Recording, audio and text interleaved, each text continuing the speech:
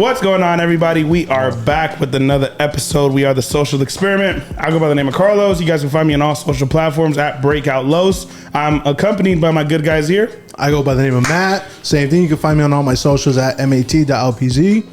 Chris, just Chris05. We're back. Oh yeah, another one. And we got a very special guest in the building today. We are joined by your skater's favorite skater. That part, bro. Woo! He is a world-class champion. He is probably one of the flyest skaters that you can see on Instagram and in competitions and all that. He is now venturing out to music, but other than that, he has a dope-ass personality. My good friend, Dashawn Jordan in the building. What's up? Thank you for having me, Kings. Oh, man. It's an honor, dog. Yes, we've been trying to we've been chasing this one for a minute. Honestly, dog. How long ago did I hit you up like, yo, bro, we got to come on the pod? Man, it might have been a couple months ago. Bro, it's been a minute. We just I feel like our schedules has just been so fluctuating. Nah, you know what I mean? And different. I'm in, you're out. Vice versa. I got sick. That was the first one. Yeah, I had gotten sick, and then we had to bail, and then you had a kid. I had my daughter last week. Yeah, that was the last day. That was the last. No. He was also gonna come, but then he had to. He went to Africa. He dipped out. Oh yeah, to Ghana. Yeah. Mm-hmm. Yeah, went to Africa, and then we're supposed to schedule this last Monday, but then my beautiful daughter was born, so we had to postpone it. But now we're here, man. Yeah. Thank you for coming on. By the way. Thank you, bro. Congratulations, King. Since you don't reply. Oh man, it's been tough, bro. I've been teen to get back to everybody because everyone has been sending me, the beautiful messages. Shout out to everybody. Sent a big post. But man, it's just I haven't slept in a week probably. Yeah. Probably see, you could hear my voice, bro. Yeah, I was gonna say. My body's just bro, go to sleep, dog. It's bad right now, man. But that's enough of me, man. Dashawn Jordan, brother. I've known you for a couple years now. I feel like you've been blowing up. You've been killing it. I feel like it's just disrespectful on how good of a skater you are. Thank you. But I want to bring it back, brother. Where are you from, my boy? I'm originally from Chandler, Arizona. Well, actually, technically, I was born in Glendale, Arizona. I moved there. Can't remember how old I was, but I moved to Macon, Georgia, and then from Macon, Georgia, Tucson, back to Phoenix. But born in Glendale, Arizona, and kind of pretty much raised all my years of education in Chandler. Nice. And then going to school out there, did you play any sports or were you any? I heard you were a dancer, brother. Yes, I did. I played football for a couple years, and then from there I was in the dance group for a while. You know what I mean? And then from there I kind of just experimented with different things. I just kind of was intrigued by a lot of different things. So whatever it was, I just tapped into that side, and Mom Dukes, fully supported. So it made it easy for me to just fall in love with everything I was doing. And so you're a pretty all around guy throughout your educational years. Yeah, in all humbleness, yeah. I'm kind of done a lot of different things, and one thing about me is if I'm into something, I'm fully in it. I'm not dive head first. Yeah, Yep. 1 foot in. Damn, bro. Okay, so when you were, I guess my next question after that. Sorry for the raspy voice, guys. It's bad. I could hear it in my mic. It's horrible. That's fine. Sounds like I'm going through puberty right now. But when did skateboarding become a part of your life, brother? Man, I've been skateboarding for about, say, 12, 13 years now, I want to say, in total. It became a part of my life when I lived in Tucson, Arizona.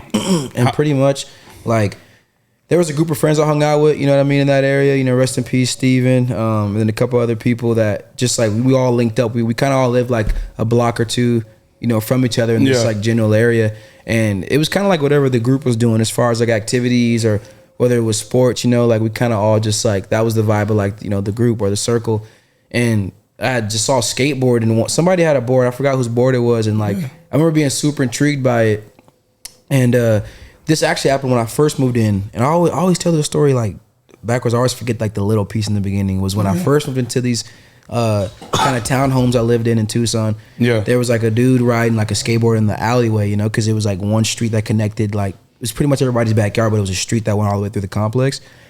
And I saw him riding the skateboard, and I asked him if I could try it. And I kind of he told me how to stand up on it, and it kind of just clicked right away. You know what I mean? Did a tray flip right off the bat, yo, this is for me. How old were you around this point, or what years also was it? I was probably 10, 9. You know what I mean? I was fairly, I don't it probably around that age, the ages when I first saw 10, 9. What year was this though? I would say, 26 now. Oh, you're my age. Yeah, 26. That's crazy. So probably Dang, 2000. That had to be like 2005. Yeah, 2005 around Yeah. there. Yeah. That was when because I moved to the east side in Tucson, which was from the south side. Me and my mom stayed with my grandma. And I'm horrible at mental math with that type of stuff. Nah, you good. You good. But yeah, I kind of saw it there first, and it kind of faded away. Like I wasn't really like searching for it, you know, Yeah. because I saw it that one time. But my friends that I hung out with were on like something totally different. And then like it came around full circle, and then like I saw a board again. It was like somebody in the circle had a board, Yeah. and then like every time we would link up, like I just couldn't stay off the board, you know. And then from there, I moved to Phoenix, Arizona, and I had the homie's board that I was supposed to like give back to him before I left in the U-Haul, and I didn't really have time to take it back to him, so I just took it with me to Phoenix. You know what I mean? Oh, this is Came up. mine now. Yeah. It was a blind skateboard. Damn. And, I used to skate blind too. Back in the Yeah, day. it was all chipped up. I had no nose or no tail. It was a square. It was square. I It was a love plan. it. Yeah, it was Big a ass square. chip mark on the grip tape on the top. Yeah. It was beat up, dude. I didn't know the difference. Oh, like I don't have any more tail or any nose. Nah. To me, it was just a skateboard. I Yeah, was like, yeah, oh, yeah. So I remember moving up to Phoenix, and the wheel was falling off. I didn't know how to fix it, but like I know there was an AutoZone across the street, so I was like, oh, like I mean, they fix cars and stuff. Maybe they could fix the wheel, you know, on my skateboard. So I walked across, and they like, you know, put a little lock nut on the truck, and it like kept the wheel on. That was my board for a while. And then when we moved in, there was a kid, a part of that lived in the complex that the out front office had like warned me about. They're like, oh, when you move in, like stay away from Curtis. You know, he's like always, you know, getting stuff around the complex. Yeah.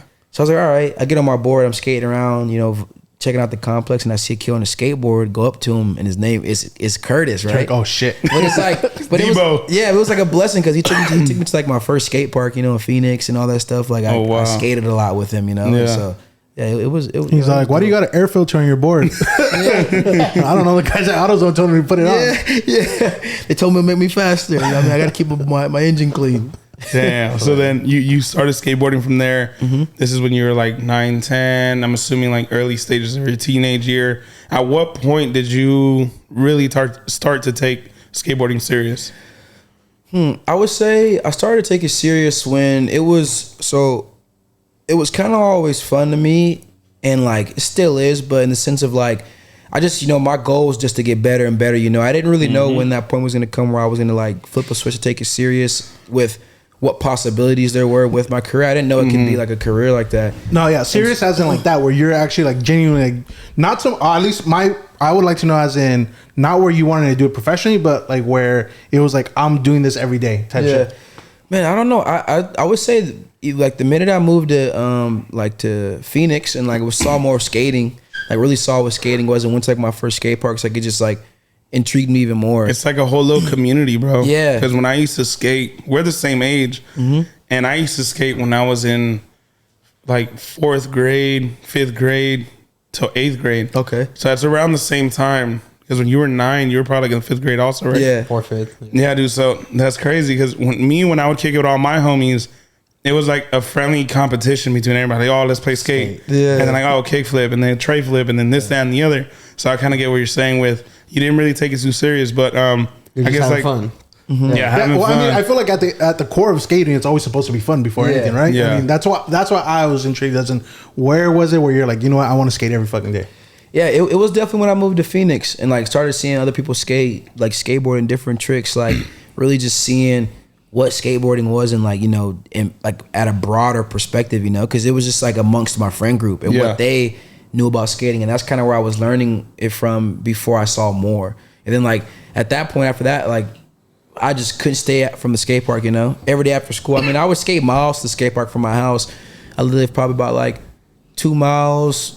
Like, yeah, about 2 miles, 2.5 miles. And like, I'm like, if I couldn't get a ride at the skate park, like I would just skate there. I was in junior high, like I would just skate 2 miles. That to the was skate your park. commuter. Yeah, and skate there like all night until the lights turned off. Yep. Skate back home if I didn't have a ride, or like, you know, some people, I'd be sitting at the park with when the lights are off with no Yeah. ride home, and some homies would like, give me a ride home, give me a ride Mom or home, somebody, you know? yeah. yeah. So, yeah, that was, Pushing in Because the heat. what? I said pushing in that heat. And This is Yeah. obviously going to lead into a professional career, but before you hit that point, I have a 2-part question for you. One, what were you skating? Like, what were your shoes? What were your board? Like, what was the gear or per se that you're into? And who were the skaters that you're looking at that time that you're like, damn, I want to be like them? yeah. Or you just like their style of skating?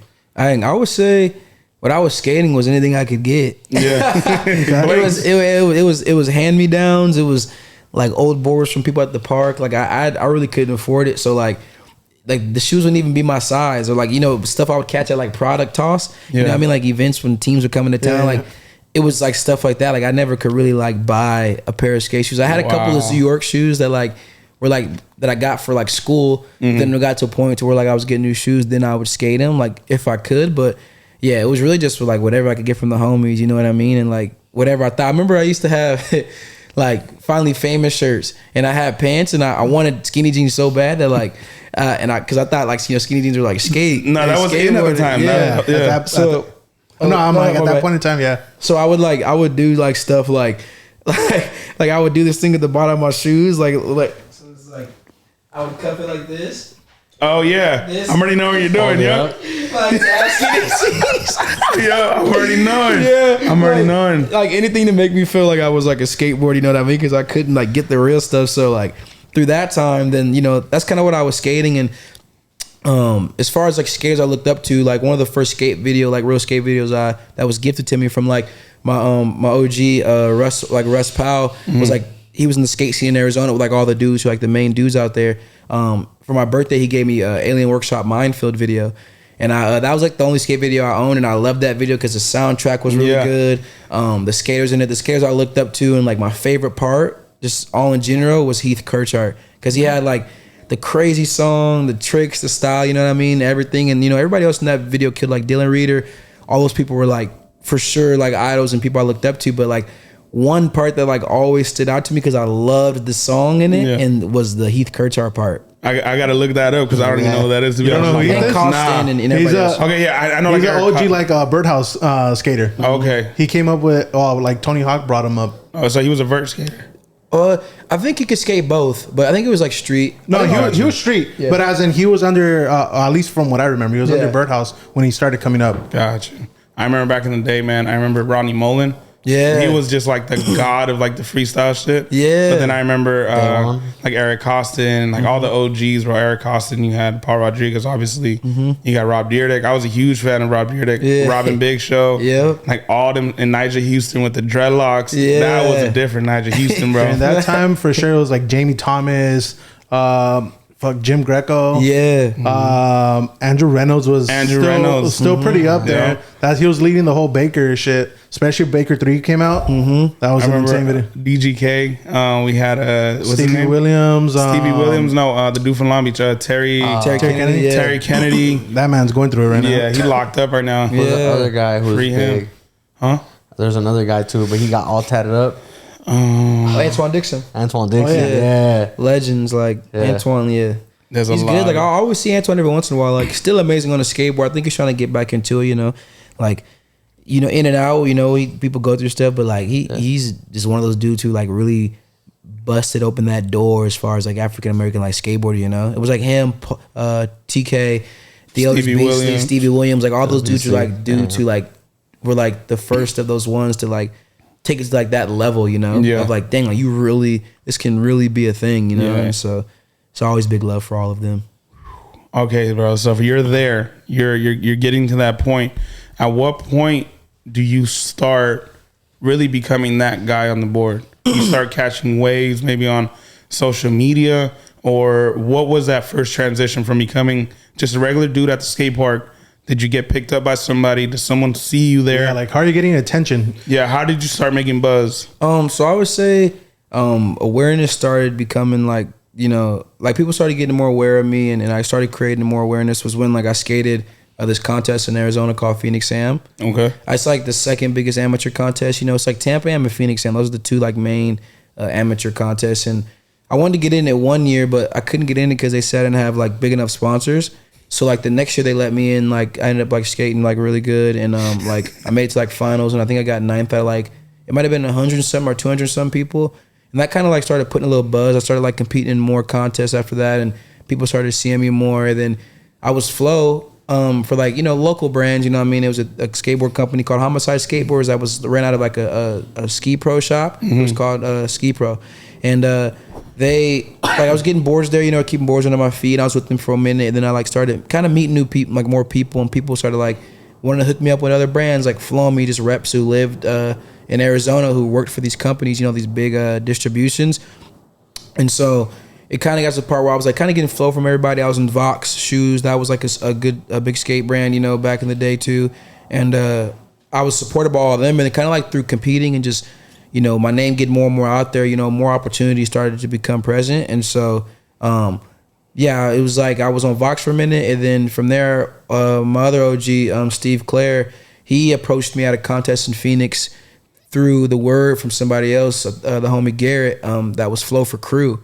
Okay. And he came up to me at a contest and was like, yo, like, my name's Steve Clare, you know what I mean? Like hit me up, you know what I mean? I would love to like start hooking you up with stuff. And that was like my first like sponsor, you know, big sponsor was Crew Clothes. Because at the time, I finally got the skinny jeans. yeah, I finally got them, you know, and this, it was like, that was like my first big sponsor. It was clothes, you know what I mean? I remember when I got, you know what I mean, my first box from them, I was super hyped. Yo, Crew was a shit then. Yeah, bro. Crew was the biggest, at least what I remember, Crew was the biggest skatewear for denim or pants that you could wear at the Jean time. Machine Like used to sell them. if you weren't wearing Crew, then you're like, And the zip up hoodies, I feel like they're boom, like the all over print. Like they had a crazy team. It was like TK, Antoine. They had a crazy team. Kevin Romo, all these dudes. Jim Greco. Jim Greco. And so like through being on that, I kind of just like people like my OGs would introduce me to like other people, you know, like you just word of mouth at that point. Yeah, if I was at Crew, you know what I mean, we had the homie, my big homie Chris Brown, you know what I mean, he was like the team manager for Crew. And so he like, you know, would introduce me to other people. And then my homie Oliver that I met through Steve Clare was the rep for Nike. And so my homie Steve Clare would always be like, yo, like if there's any other shoe company you want to be on, board companies, like what would it be? And I like, always said Nike. I was like, Nike. Oh my God, okay. Nike. And then after a while he was like, oh, he's like, I might know someone, you know? And so sure enough, like the next Phoenix Sam that I went to, Oliver was there, and he kind of introed us. We were like sit at the hotel chopping it up, and I'd stayed the night at Steve Clare's hotel room. around like, what years are these? Yeah, what age are you at right here? this was probably like, I would say 2010, 20, probably 2010, 2011. Maybe at the earliest 2009. You're what, sophomore, junior? Yeah, I was around like sophomore. No, I was probably around like just getting out of junior high, probably like going into. Yeah, And you're already getting flowed this? Yeah, I was already flow in junior high. Yeah. because 2010, I graduated 8th grade 2010. Oh, okay, but So we're the same age, bro. That's crazy. Yeah. So like when I got into high school, I feel like things started getting like more up there. You know what I mean? I was getting flow by Nike. I met him, and I just remember like That's crazy. the words. He was just like, yo, like he was like, if you down, I'm down. I was like, is that a question? Like, of course I'm down to get a box of Nikes, you know. And I remember getting my first box. It was a pair of all royal blue and like white Eric Costin ones, and this shoe that they had at the time called the Team Edition. And I was so stoked to go to the skate park at Nikes. I felt so cool. I was like, I got the box at Nikes, you know. And then kind of throughout that shoe. yeah, and then kind of throughout the years of like riding for all those companies, you know what I mean. For the most part, I'm like still remain on the ones I was on, and a couple of switches here and there, and like it just kind of like 3 years of just like trying to just skate hard and grinding. I just like would level up in each way I was supported by these companies and stuff. And then in 2015, right after I graduated, I packed like had a little duffel bag. I had a contest in Chicago, like $300 I saved from working a mall job, and then I just moved. I went to California straight from Chicago, and I never moved back after that. It was 2015. So 2015, you moved from Chicago. I moved from Arizona, but I had a contest in Chicago, so I had them just get my flight from Chicago straight here instead of going back to. So you were like 19 at this time? Yeah. What the hell? So you had a gig in Chicago, and then from Chicago, I'm not going back. You just boned out and came to LA. Just came straight to LA. Yeah. I had a graduation party that same week, and then I left for the contest. Then from the contest. Prior to that, I'm assuming you already had visited LA? Or no? Yeah, for summers at a time. Yeah. For skating and for skating, for like. But you weren't too familiar or what? Nah, I wasn't like nobody knew. Like people kind of knew about me, but I wasn't set up to where I came here and got straight to work. I came here and I was like meet more people because I just got on Diamond and Grizzly. My homie Jordan Lyles that I went to high school with connected me with his cousin Sean Lyles, who worked at Diamond. And so after I connected with that, I started skating for Grizzly and Diamond. You know what I mean? Like in the beginning, like when Grizzly was just coming up and they were together, same store, a little small store in Fairfax, and I would stay at my homie Sean's crib too. Like for those summers I would come out. Yeah. So I would just go to Fairfax from like 9 a.m. to like until he got off work, and because I didn't have anywhere to go, I would just be on the block chilling. all That shit's day. funny. He probably skated by me at some point. Well, both of us, because we were on that block during that whole time. So you're Wow. probably like skating by, and we never obviously knew. But Yeah, that's what we probably crossed paths, and That's we never knew. insane. Yeah. So you came down over here. Go back a little bit because these Yeah. two brands, at least Diamond Supply to me was like, at least when I was in high school, was it, bro. It was at a certain was- point, it was a pinnacle of skating. Because it was brand. like hundreds has been established for so long, and then from hundreds, I just feel like Diamond was just I think Hundreds was still on the corner at the Yeah, time. yeah, Yeah. But Hundreds Hundreds was Club. never an official skate brand, if I'm not mistaken. but Diamond was. Oh my god, bro! I would go crazy for Diamond back in the day. Then it was Diamond. Were you like skating the 10D. ledge right there, right across the street of like the Hundreds? There's like a little parking lot like the DGK. right across. Like, they took over the bank, I think. Oh yeah. Yeah. It was the gates. Yeah, I think so, yeah. But the ledges will be behind the gates. Yeah. Yeah. I skated there a I couple remember of that. times. Yeah. I used to tray flip there all the time. Yeah, I would go right across the street from the Diamond store and just be in there skating. And I literally would not leave the block. Like I didn't know, like I didn't have any plots, homies to film with. I would just be there all day. All day. Bro, that's so tight, And there was a come up for all that. bro. Yeah. That's That's so, a beautiful thing about skating. Honestly, Yeah. like all the sports in the world, none are like skating. At least to me, You It's- free roam. It's so much Free freedom. roam. So much freedom. Independent, like you just get up and go. Get up, grab your board and go. You Yeah. know? So that was kind of like that. Oh yeah, that I was talking about the moving out there. Yeah. I was doing that, and then I moved out there. You know what I mean? It was like I still didn't move out there with a soft situation. Like my homie's sister Britt, she was nice enough to let me live with them. You know what I mean? And she had a 1-bedroom apartment in K-Town. The living room was like her bedroom, and she made the bedroom like her studio because she made music. Oh, wow. And it was like her and her daughter. So like she was so dope and nice enough to let like us That- just come yeah, crash yeah. her space. You know what I mean? Just Yeah. like her space, and it was dope because I was staying there, you know, rent free for a while. That like helped me tremendously, obviously, and like she came in clutch with that support. You know, also his mom, Mama Della, they were all awesome. You know what I mean? From like feeding us to like having a roof over my head. It was a tremendous blessing. So like I always showed them love from that, and then. Kind of after when I left there, I was floating around a little bit. I went on to like live with Steve Barrett for a little bit and all that stuff. But I was just trying to figure it out. Like, So nonchalant. I want to Yeah. go. I want to Okay, go go live with back. one of Go the back. biggest legends in skateboarding. Okay, so how do you create this relationship with Steve Barrett now? so Skating the ledge across the street from Diamond. yeah. So what happened was like. You got to give us the details, bro. Yeah. Because sometimes You're blowing through this real quick. And honestly, because he be chilling like at breakout sometimes, and he just be saying shit. I'm like, wait, what? I mean, he was at breakout last time. I'm like, dog, if you could get Paul Rodriguez on the podcast, oh, let me call him right now. No, dog. Honestly, what up, Paul? just Like, let me meet- like I'm the like, viewers, wait, I feel like what? are like me. Like a lot of these people that you're saying are like to me. I still Legends. look at them up to them. I'm just like, dog. I would watch your videos, whether it was YouTube or fucking VHSs. That's how old I am. Yeah. But I would watch all these videos. So the fact that you're just like, oh yeah, I'm crashing at this food's crib. Yeah, or I used to live at skating Steve this, Barrett's yeah. house. I'm like, I was like, hold on, bro. Go back. No, yeah. So how did you and Steve Barrett connect, I guess? So pretty much how that happened was like I had won this Element Make It Count contest. It's like when Element did this series of competitions where like the winner would win a trip to like their skate camp and up in the mountains, and like you would go there. What was the name of the camp? It was a show, right? It was what was it? Oh my god, I remember I used to watch it. It was I forget Bro, what you're thinking the of Camp Rock. no, I forget what No. the mount that the space is called up there. Tehachapi. It's in Tehachapi. Never mind. I think it's in Tehachapi. Never mind. Yeah, I think it's in Tehachapi, if I'm not mistaken. I remember there was a show. High elevation up there. High elevation, yeah. So you won the competition. Yeah. I'm assuming. Yeah, so I won the one Camp in Arizona. Woodward. Oh, Camp Woodward. No, it wasn't Camp It Woodward. wasn't Camp Woodward? Nah, Okay, different, never yeah. mind. Okay. So, I won the contest, and part of the winnings was like you go to the camp, you know what I mean, and then you get a year's supply of element boards and like the barracks, like you got an opportunity to be featured on the barracks, like the website, you know. So what they did was when I was living in Arizona, they sent my homie Ryan that I met, you know, through the barracks and filmed with him out to Arizona to film me for this segment. It's called like I forgot what the segment was called, but they pulled up and we kind of had like 2 days of shooting this, and it was a little segment that was going to be put on the website.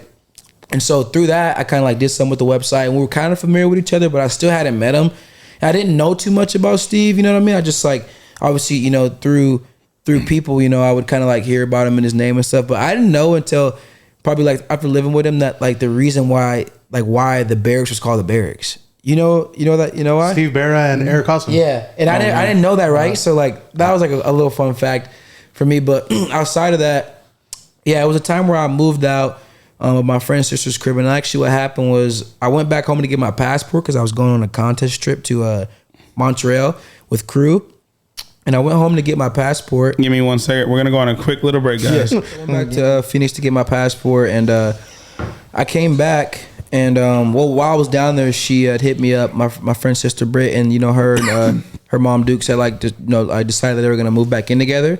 Yeah. So me and my bro Caleb, we had to figure out like, you know, what we were gonna do because they were moving out of that spot. And kind of like I went and stayed with my OG Oliver, which is the one who first started me on Nike. Stayed there at a place for like a week. And I was skating the barracks a lot, so like, I think one of the homies had told me like, yo, like who like worked at the barracks, like, yo, like ask Steve, like he'll probably like let you live there, you know what I mean? Like, I remember texting him, and I went to the barracks, and like, you know, like we had met maybe like one time before, then chopped it up.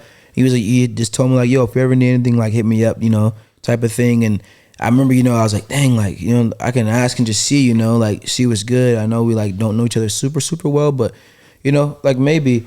And I asked him, you know what I mean? And he was like, yeah, you know, you come stay with me. And it was a blessing because I was able to stay there, you know what I mean, rent free. At the time, I didn't really have anything out. And I was like able to put stuff out in the barracks and like work on stuff like that. So like, you know, he did a lot for me in the sense of like giving me a roof over my head and helping me create a little bit of, you know, that awareness for people to know about me and just have content out and do skating stuff with the barracks. And through that's kind of like, you know, obviously met more people through him, you know what I mean? And just like living with there, it was a dope time. Met some really great people. And then from there, that's when my friend Andrew moved out, who I've known for like many, many of years, like 10 plus years from Arizona. He moved to California and went like in with Steve and like worked for Steve. Too. And then kind of after like that house was done and the lease was up there and everybody kind of went their separate ways, me and my best friend went on to like live together for multiple years, all the way up until the past 2 years. Now I've like been living on my own. Nice. Okay, cool. So then you give us Steve Barra. I'm trying to see where we're at right now in the timeline. My bad. This pizza got me. You're still not pro skater at this point, right? No, still not pro skater at this point. Yeah. Okay, so you got the connection with Steve Barra. You're in the barracks. You're skating. I'm assuming that you're skating amongst a lot of other pro skaters. So that's how you're building relationships with them. Yes, I met, you know, everybody was coming through and skating the barracks. I met so many people. And same kind of deal like Fairfax. I was out that park like 9 a.m. to 6 p.m. every day. I didn't really have plots. You know, I didn't really know about who I can go film it, you know, or resources to do that other than there's some of the homies who worked at the barracks were like, you know, going to skate, but they all had work every day, you know, so like, I like literally lived in that park. So at what point do you start getting financial gain from skateboarding, or what are you doing to bring in money? So actually like after I moved to California, you know what I mean, in that 2015 year, I had, you know, the money obviously I saved. That was like, I went through that like the first couple weeks in LA, you know, and then my mom would send me like $20 here and there, and I was just like living off Jack in the Box tacos, like just dollar tacos, running up like 6 of them for like $3. I was making $20 last for like a month, you know. And so like nuts. me and the homie, my homie Caleb, who like came out later, we're best friends. We moved out together. He rides for like Supreme and stuff. We like would just go halves on everything, splitting the gas. We had his car, you know what I mean, that we had drove out to California and stuff. But yeah, I like was, you know, going through the motions, like lived there, didn't have bread. And so pretty much like my mom was helping me out, and then kind of whatever contest I would skate, that would come up on like little bits of money, you know, whether it was like cash for tricks or like a contest that was like the prize purse was good on money. That's kind of how I was like eating, you know what I mean? Yeah. And the first time I like got approached by like one of my sponsors to start getting paid, Nike was the first one. I was back in Arizona and I got an email, and this was like right before, like this is the timing was crazy because I had just like signed with like my agent Cersei, and literally I remember checking my emails because I always check my emails, you know what I mean, just to see what comes in them. And I remember getting a message from like, you know, his name was Casper, you know, at the time when he was in position of power, like and like kind of like the head honcho of like who's getting paid and contracts and stuff. I remember getting an email and it said, are you represented by anybody, or like how would I go about it? Because we want to start supporting you in a more formal way. I think that's how you said it or something like that. Wow. And in my mind, like I was like, oh, like what does that mean? You know what I mean? It only mean like one thing, you know, like does it mean like pay me or whatever? And I remember like sending the email to my agent. And then that's when the first discussion started about like my first contract, you know, with skating, and that was my first company I was getting paid from was Nike. Wow, That's crazy. the first company is probably the biggest one. Yeah, You low-key manifested it. yeah. That's badass. And so yeah, that's kind of how like I was starting to eat for a little bit, you know what I mean? And I was stoked because it was like, you know, I was able to eat, you know what I mean? Yeah. Like, If you don't mind telling us, what was that? Like, what were they paying you? I think my first one was like 50 for 2 years. It was like 25, you know what I mean, each year, I think, you know what I mean? So it was probably like, what, $500 a month? Mm-hmm. Yeah. And for me, it was like, I didn't have to pay rent. So I was like I was like living at Steve's. I was just like stacking all of it, you know, like just stacking it. And so by the time I moved out of there, you know what I mean, I was able to like be a little more comfortable with my homie. We got our own spot, you know what I mean? I bought one of Steve's old cars from him, you know what I mean? And it was like, it went on to let's like, you know, more blessings just came and like started elevating just through like grinding, you know. After like that was kind of after the first 2 years of being in LA, and throughout more years of being there, like all the companies I rode for, like, you know, more things were happening, you know, like incentive programs, you know, getting paid off incentives. I got my first Thrasher ad, which was actually a Grizzly and Diamond ad. Huge. And I remember we had been talking about me doing the trick for a minute. It was trail foot front board on the Hollywood 12. I remember that day, like I was telling the store, and they got me an Uber from the store to the spot. No way. With the filmer and photographer, and like we got my first sequence, and so kind of things started like that started happening, like putting me more on the scene. Yeah. Meeting homies that I like met through just my little summer trips there, but letting them all know that I was there permanently, trying to lock in with everybody, and then just through that, it was just like, you know, just grinding, just trying to like, you know, get it done and be more on the scene, parts, you know what I mean, and stuff like that, but.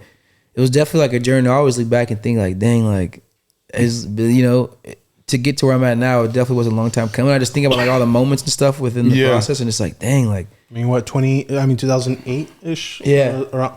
It's been a journey. No, for sure. It's been a journey. I mean, it sounds cool as shit, but it's been a long. I'm sure there was times where you're just like, is this really gonna pay off? Oh, for sure. Like there was times when my mom knew too, like she could hear my voice if I was stressed, or like if I didn't have bread, like they were always trying to convince me to move back home, you know what I mean? Just so I was like comfortable. But I never like, I was like, bro, I'm not going back unless I have something to show for it. Like I was like, I moved here for a reason. Like I'm not moving back home. Like that's the last thing I'm doing. So you know? essentially moved to LA to chase your skateboarding dream. Yes. Was there ever, you kind of answered the question a little bit, but was there ever a time and a point to where you're just like, damn, like, is this all worth it? It's not working out. You either got injured yourself to where it kind of like prohibited you to attending these shows or something like that. Was there ever a moment that you almost wanted to give up on skateboarding? Yeah, I would say there were times where I felt like I just was never, when I started learning about like where it could go, like it definitely felt like really far rather than close. Cause like I didn't really know where to start. Like I was skating and I just like, I wasn't like, you know, a lot of my homies are, you know, some of them, you know, and a lot of homies like have similar stories, but some people kind of like were like out here. They were in the scene of where skating was, you know, and like have these different connections or like ties to see more, learn more, like be connected with people to get those get flowed by companies, you know, like way like at a more rapid, you know, pace than like what I was given, you know, the reach to do. And so, you know, there was times where I compared my career, you know, time to other people's career, the timing of my career, you know what I mean? Things That's like, the worst enemy that you could have. He has that, or like, you know, I want to get there, like that content, or like, you know what I mean, all this stuff. And I just kind of had to like, the first time I like had a realization was kind of like through that time I was doing it, but then like when it came back up was like when I won Chicago Street League in like 2015, 2016. Like I won like probably like the most money I ever won. How much was contest. It was like 50 grand. 50,000, right? And then I won like the diamond trick of like the day they had was like an extra like, I think it was like extra 6 or 10, you know what I mean? So like what trick was it? It was tray flip 5-0. This course was like one of the biggest courses the whole season. Like instead of rails and stuff, they had the main thing was a hubba. Yeah. And I actually was trying to tray flip 50, but like somehow did 5-0. You kind of landed and back a little bit. It was like a perfect balanced 5-0. Yeah. And like I just, like it just happened. And I think that like that was, you know, that was the trick they gave it to. But I won that money.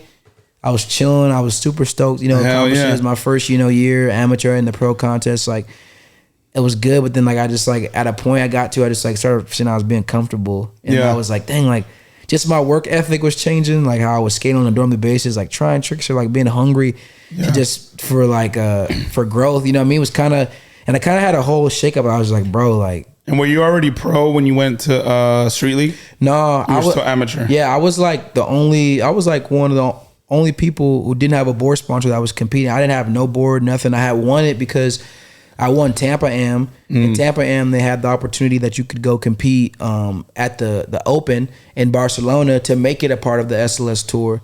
And so I went to Barcelona and I made it in as an AM. Are you paying for this or are they covering it? At this point, I got like they had covered for me to fly. Like Nike had flew me out there. This is the same time me and Yuto got in Street League together. Like this is the same time. When you and Yuto, right? Yeah, we both got in at the same time. We both went to that qualifier and we both made it in and we became a part of the season. So that's how we got close. Was every stop they roomed us together because I was like the only one that like was comfortable with him, that he was comfortable with, and like that he like was stoked to be around. He didn't really know anybody else, but like we just hit it off, and he just always wanted to room with me, so they put us in the room all the time. Yeah.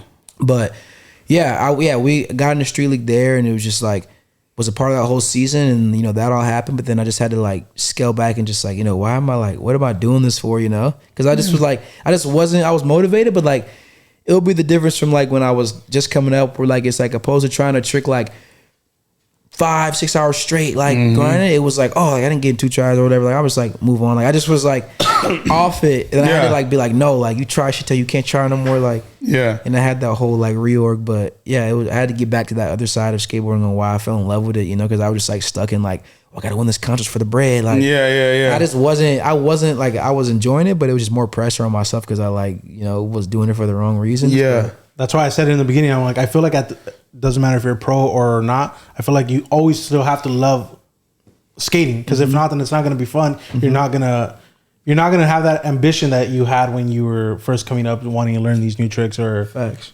That's why they always say like, cherish the struggle, because once you get to a certain point in life, whether if it's financially or a certain like career that you're chasing, once you kind of beat that little threshold, you kind of lose the love for the game. Yeah. That's why they always say like enjoy the struggle, because once you get to a point, all this shit like turns numb at a certain point. I feel that's kind of where you were at. Yeah. But it's kind of good that you had a little reality check to where you had to, how can I say it, like fall back in love obviously with the sport, you know what I mean? Yes. So then you go there, you go to Barcelona. At what point do you become a professional skateboarder? So it took a while because that's where we're at. I didn't have a board sponsor. I had quit the board company I was on, and I didn't have a board sponsor for like a couple years. So and in order for you to become pro, you have to have a board sponsor? Yes, because the board company turns you pro. And then after that, that's kind of like the leverage puller for like all the other brands you're with to like start doing stuff. Definitely not at how it was back the then. pro. Yeah. Were you pushing for a certain board company that you wanted to be on? Not really. I wasn't too much like in the scene about. There was things I wanted to be on. There's a point where Eric Costin had a board company I wanted to be on, but like that didn't work out. And then there were other companies too, but like they didn't work out because of like when I quit the other company I was on, it was like a weird thing and all that. But it was really like I didn't have it was like foreign to a lot of people. Like everybody like kind of frowned upon it because I was competing with no board sponsor for like years, and everybody was just like, "Oh, what the heck? Like you don't have a board sponsor." Who did you like skating though? Huh? Who did you like skating? I was skating the real boards because Jim Thiebaud, like he was keeping boards under my feet. He's the best. Jim is like the best dude ever. Like he would take care of you. You know what I mean? No strings attached. Like he's just like a great dude. So he kept boards under my feet. For a long time until I figured some stuff out. And my other homie Tim who had a company called Friendship Skateboards.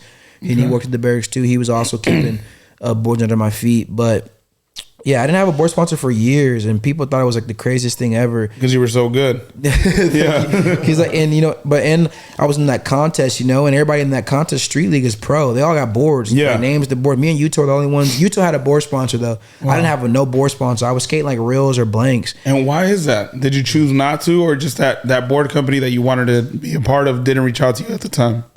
Well, it was one because I just quit the company, and two, the ones that I wanted to be on, weren't like really options. Who were those companies, if you don't mind saying? It was Eric Costin, it was Numbers, and then Primitive, and like Real Skateboards was an option too for me that I like to be on. Those are like my favorites at the time. and Girl and Chocolate. Ooh, Like that, Girl was the shit. But yeah, they weren't options, you know what I mean, and like, and you know, they weren't, you know what I mean, available, and so like I kind of just was like thugging it out, you know. It was a couple years I didn't have a board sponsor, and then you know I was just still doing everything I could, you know what I mean, and it was a blessing to still be a part of like all these things, because typically in some cases like they're all things that like. No, like normally it would be really really weird, and you probably couldn't if you didn't, you know, weren't like a pro skateboarder, but people around me like really supported me, and they like. I'm sure it was so frustrating though that like that's what was hindering you from becoming pro. Yeah. Essentially. Mm-hmm. Yeah, because I, you know, if I was on the board company, it was like I was never gonna have a pro board. You know, I couldn't unless I went and made my own. You know, but I didn't know what I was doing. I just wanted to be a part of like a family. You know, like a skateboard family, going trips. And at what point does the company that reaches out to make you pro reach out? So I rode for another company. That was called Business and Company. That was Mark Johnson's company. I rode there for a couple years, and then from there I left. It was a dope brand. Mark's awesome.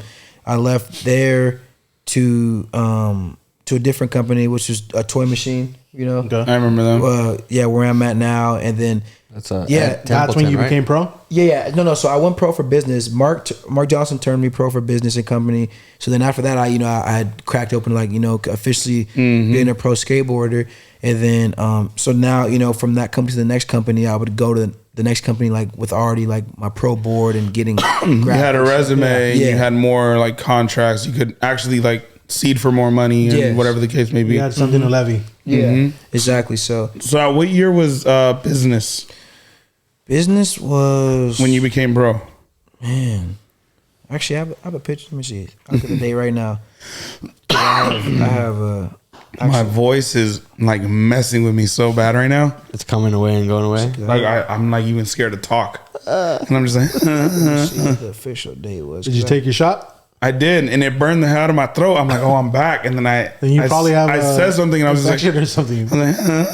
Should have stuck to water. Sorry, that's what I'm drinking right now. get this date right. No, you good? Okay, so I think it was about like 2020 when I went pro. Oh wow, so it's recent. Yeah, 4 years. Yeah, What the hell? 4 years ago, I like officially got my first So pro about- board.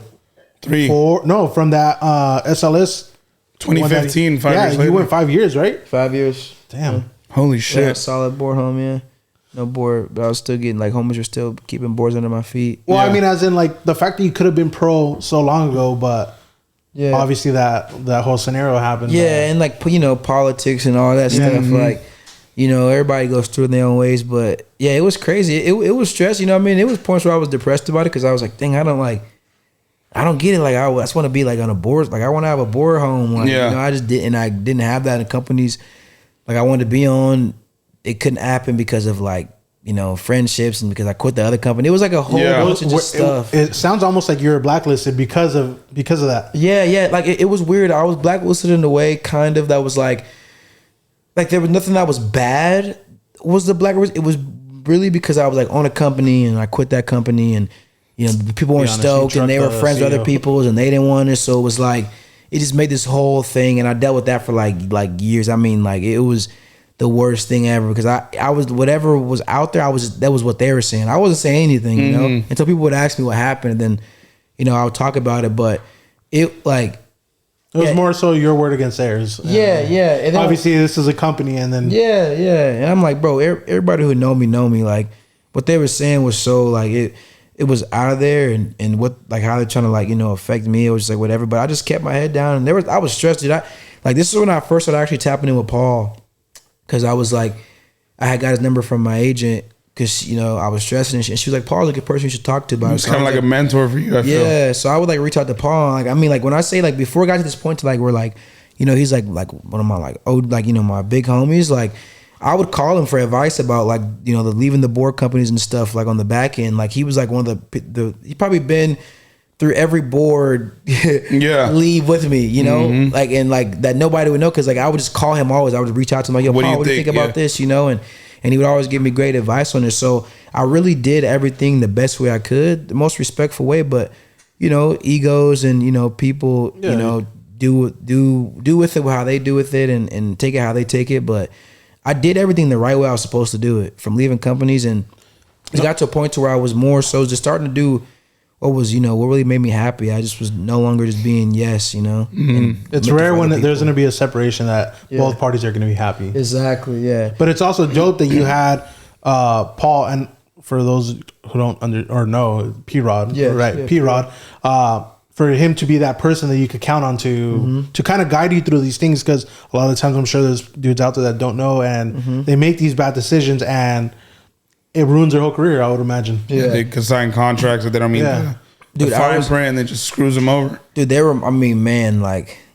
was moments like when all this was going on and stuff I was hearing, they were saying like, dude, I literally like, there was moments where I literally wanted to like pull up like and really like, fight these people. Like, Oh, word. It was like that. No, it was bad. Like go to a place that like I didn't want to go to, but people just was like Paul and my agent, they was like, oh no, it's not worth it, just like, Yeah. Cause I was like, I was really hurt, like I was Yeah. hurt by like what was going on. And so like, I didn't know how to deal with it because I'm just such a family person, you know what I mean? And like anybody that I've ever been involved with, like it's been nothing but love and like You got loyalty. Yeah, and so it just was like how could this person act like this, after? And Wow. so that's kind of what was bugging me, and like I just stayed 10 toes down, and like it all blew over, you know what I mean? The truth came out, and people came around, and people started to get to know me who didn't really know me, and kind of really get to see like where I was, type of person like, you are. what I was and what I was on. So it all panned out. Like I definitely made it out of that situation, and I'm grateful and blessed for it. But Probably would have made a crazy skate fight video.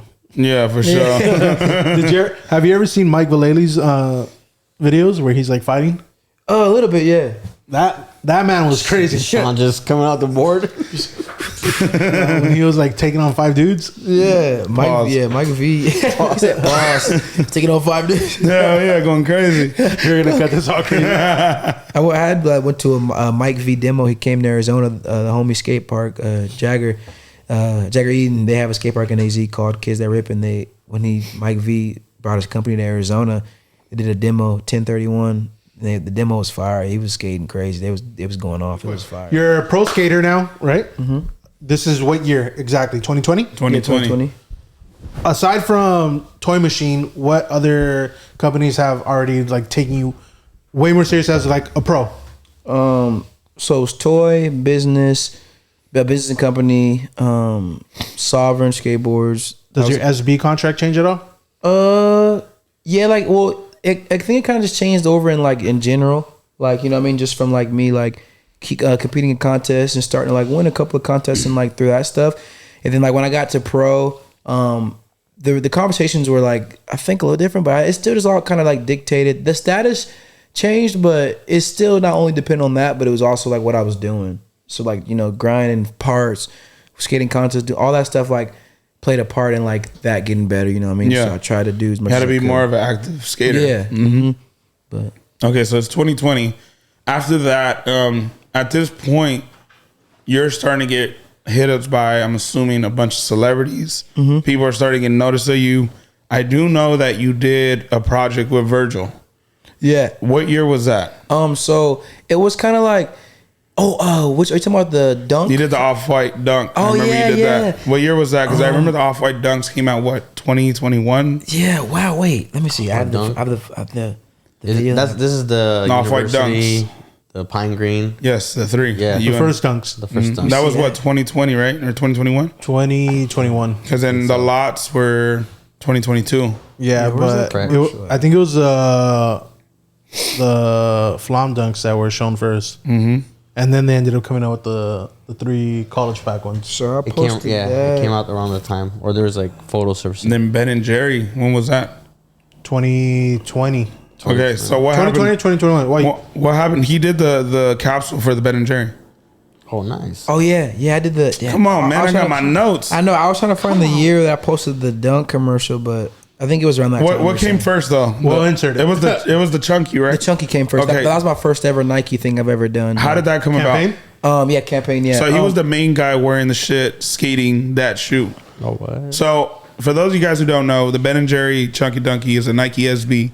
My guy Dashawn here was the guy who ran the entire campaign. What was the main character in the campaign? How did that come about? They hit me up and was like, "Yo, we have to do some stuff for the new dunk coming out, the Chunky Dunk. You know, we're gonna send you a pair and just get out with Ant. You know what I mean, and film some stuff, which is like the Nike filmer." And I was super stoked because this is like my first ever like like Nike project I've ever deal, done. Yeah, honestly. and it was with that shoe. You know what I mean, and I was. All I skate is dunk, so like I was super stoked that they included me in that, and I went out with Ant, and we filmed a couple things like for it, like, you know what I mean, like we had like a day to go do some stuff, so we got out and we handled it, you know what I mean, and it came out, and I was super stoked on how it came out, you know what I mean, That to was be a part of that, yeah. The fact that they chose you, but I feel like Such a hype dunk too. that was probably one of the dunks that kind of started off the wave of dunks being more $1,000 ish. Strange Love came before that. No, Yeah. it They're was like, Travis, which what? was in Travis started that. the SB. Yeah, that whole SB No, resurgence. but I'm saying, oh yeah, for sure, Travis. But what I'm saying is like just regular SBs. It had been a hype dunk that hadn't been like. Because Strange Love What came out. much hype. No, Strange Strange Love- Love came out after. I think it was. Was it? Yeah, if I'm No. not mistaken. Sneaker talk. I think Strange Love came out before. Did you mean to say like it was one of the most overhyped resale price dunks in a while? That In a- yeah, exactly. Thank you. It was that I Strange think- Love, Grateful Dead. Yeah. So, yeah, back to that. I feel like your fashion, your style, just the person that you are in general, I feel like that just fit the role so well. Thank you. Because you skate in like vintage tees. Shout out to Abraham. Yeah, shout out to Eight. Yeah, you skate in like crazy shit, really. I mean, granted, you are sponsored by Nike. There's a lot of guys, and no hate to anybody who is sponsored by Nike, but I just feel like the way you put the fits together, you're known for cutting your tees. Yeah. The way you wear your pants, just your fashion, you're just like a fashion icon in the streetwear Thank and you. in the skating scene. So I could totally understand why Nike chose you rather than everybody else. So you did the Ben and Jerry. After that, you did the Off-White commercial. How did you feel when Virgil, rest in peace, Virgil, when he reached out to you and he wanted you to be a part of that? So, I was super stoked because they hit me up, was like, oh, the dunk's coming out. Obviously from seeing, what everybody, the dunk's about to come out, I didn't know what their plans were for. I didn't know how they were going to do it. But when my teams reached out to me about being part of the commercial, I was like, dude, no brainer. Like, of Hell course, yeah. what? Like, I get to be a part of it. So it was actually in San Diego. So me and my friend Caleb, who also was in it, we drove out to San Diego from LA, and we stayed in a hotel like just for the day. Woke up the next day, did the shoot, then drove home. But it was a blessing to be a part of that. You know what I mean? The commercial was dope. I loved how everything came out. I was in there with Brianna King. You know what I mean? She's an awesome person as well. And the whole thing, it was dope. We worked with great people, Mahfouz, Chloe. They both work on like art, architecture stuff, and like they worked really close with Virgil on a lot of great things that they did. But yeah, it was a blessing to be a part of that.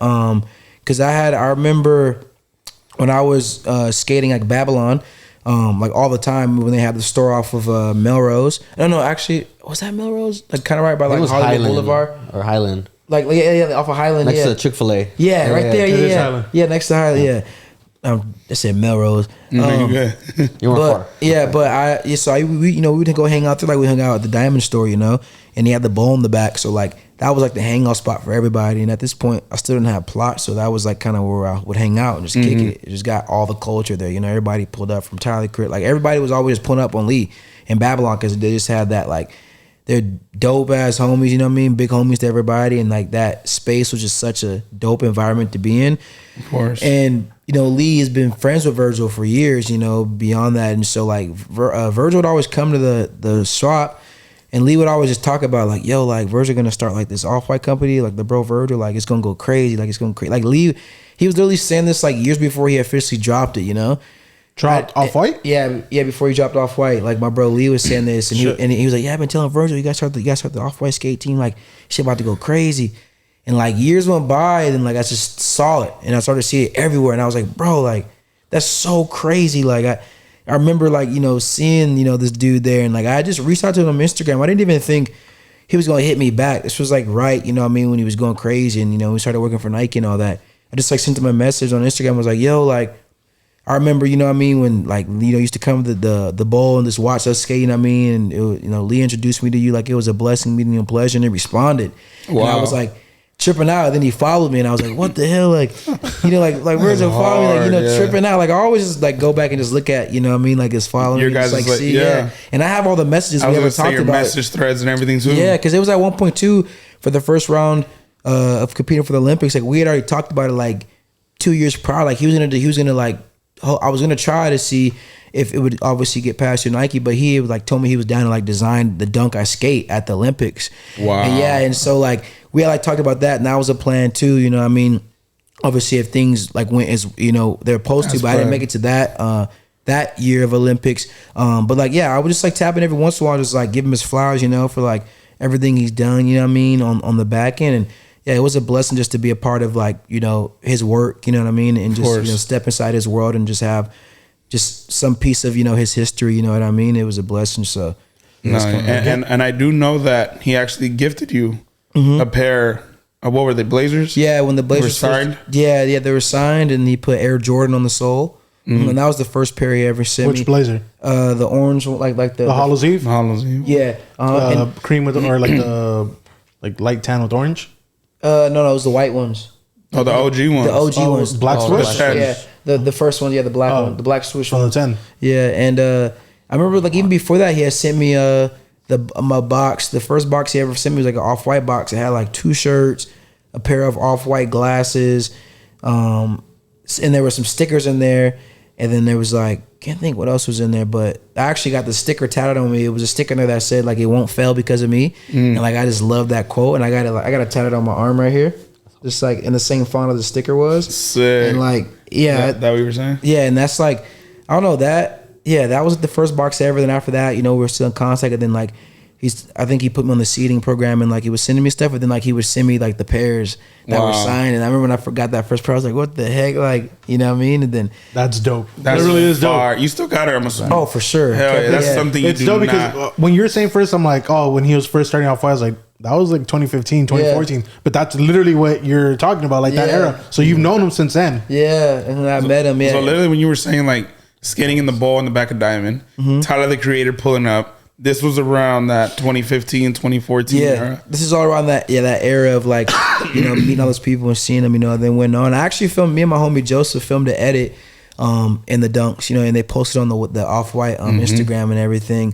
As like NF post, so I was just super blessed. It's still on there too. I like went the other day to say like, I wonder if that post on there is still on there. I'm like, dang, it's a blessing just to be. Like, You're a part of his book, essentially. You know what I mean? Like Sick. his Instagram or whatever the case may be, his work alone is kind of like a museum, and the fact that you're a part of that, bro. Yeah, that's so hard. And they just did that event at Lot 11 Skate Park in Miami that I went to, that I was super stoked and blessed to be a part of, because I like that like meant, I really would have been so bummed and like if I didn't get to go to that. Yeah, it was like doing Art Basel, just because I was like, I don't know, I talked about it, and like, I'm not one of those people to be like, oh yeah, like I knew Virgil, you know what I mean? But like, like it was a dope, little friendship we had. Like it wasn't like super, super deep, obviously, like we never like linked, but like, we would like talk here and there on Instagram, you know what I mean? And I just, he would send me stuff, and it was a blessing to be a part of that. So to still be considered like of someone like that, that people reach out or like think of when to invite you and something with skating, like it means a lot to me, and in any way, shape, or form would always love to be a part of his history and continue on his legacy. And of course, that man honestly is one of a kind, just because all the projects that he had, and yet I'm not saying that yours isn't the only one, but like so many people have these stories that were like, yo, I reached out and we linked up, or like through IG or whatever. He still found time to think and respond to every one of these people. Exactly. It's crazy. It really is crazy. So the gym. After that, brother, this is 2020, 2021. So we're getting a little bit more to current. I have so many questions.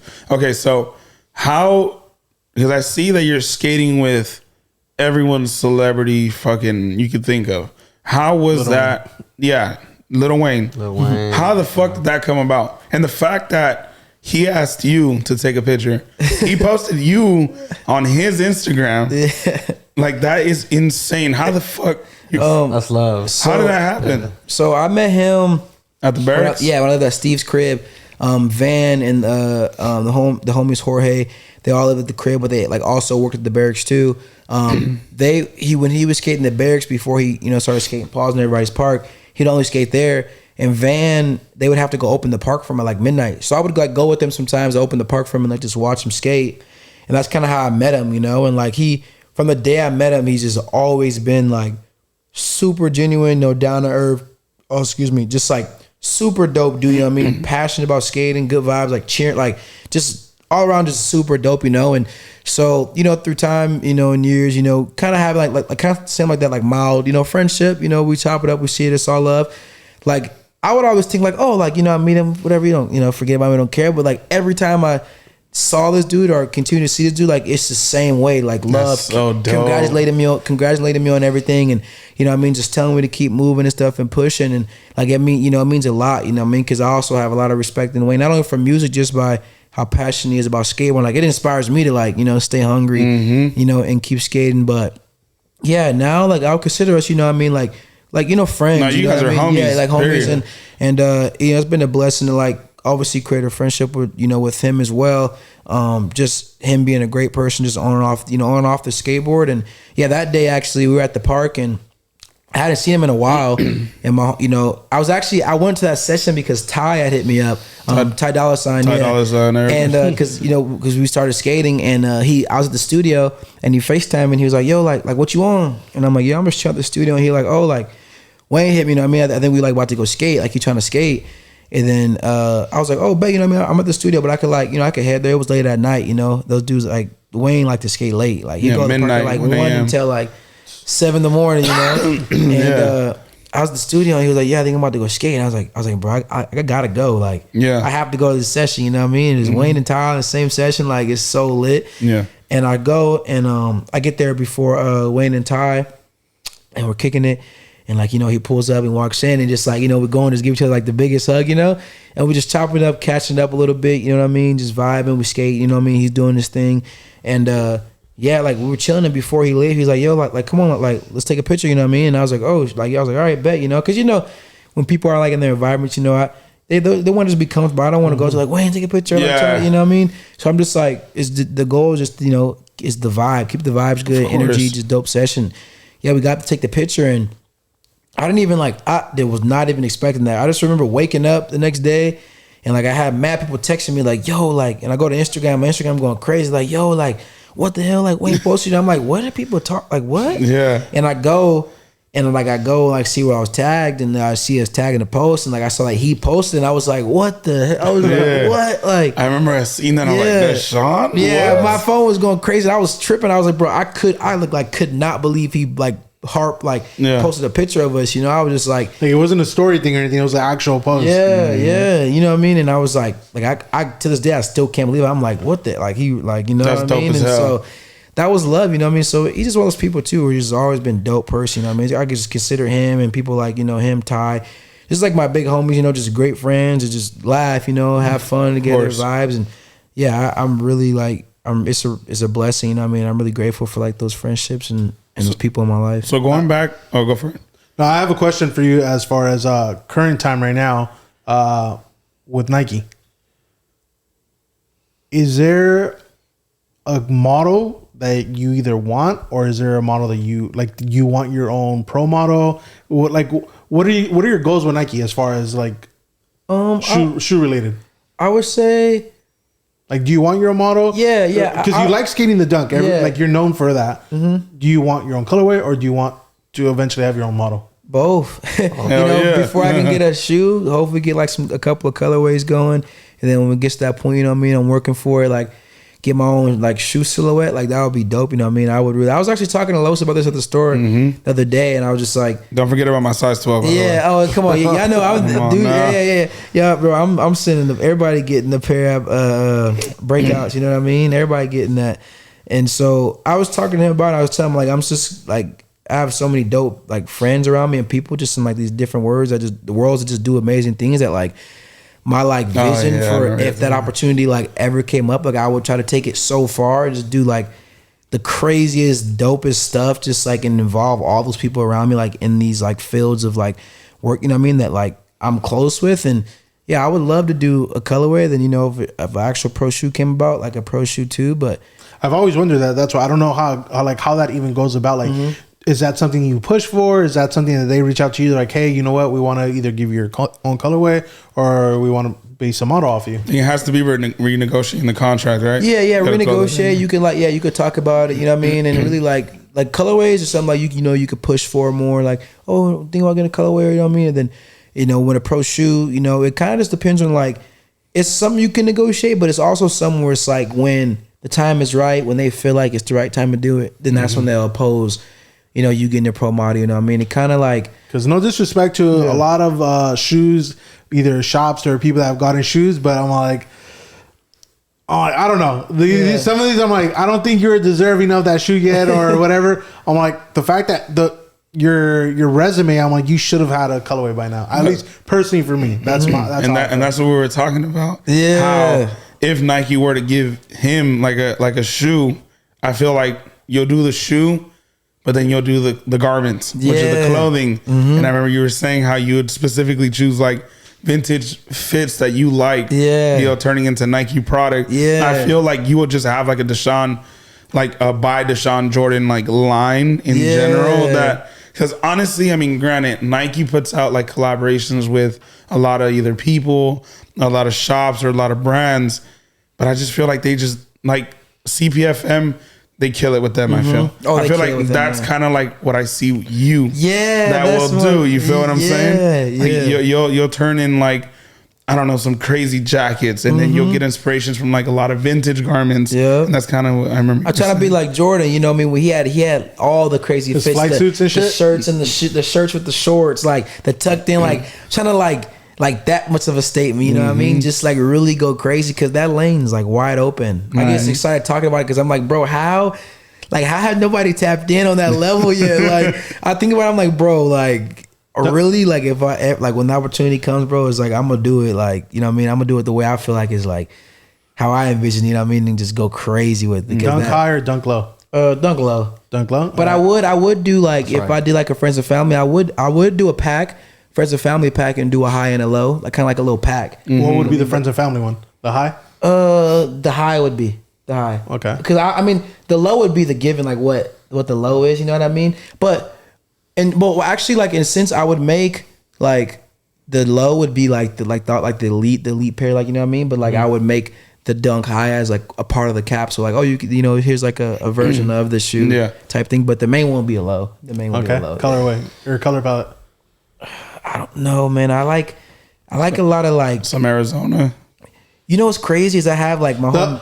Time out. The first time we ever met, which was all of us, we had somewhat of a similar conversation, and he said he would draw a lot of inspiration from Diamondbacks. Yeah, Diamondbacks. Is that still something in your Rolodex, or is that something that you kind of like diverge from already? No, I would definitely do something like Diamondbacks, Phoenix Suns. Like I have a file of like colorways that I made with my friend. Same. That's like crazy, like they like are like they all have the concept, like he snapped like from the tissue paper what that would look like.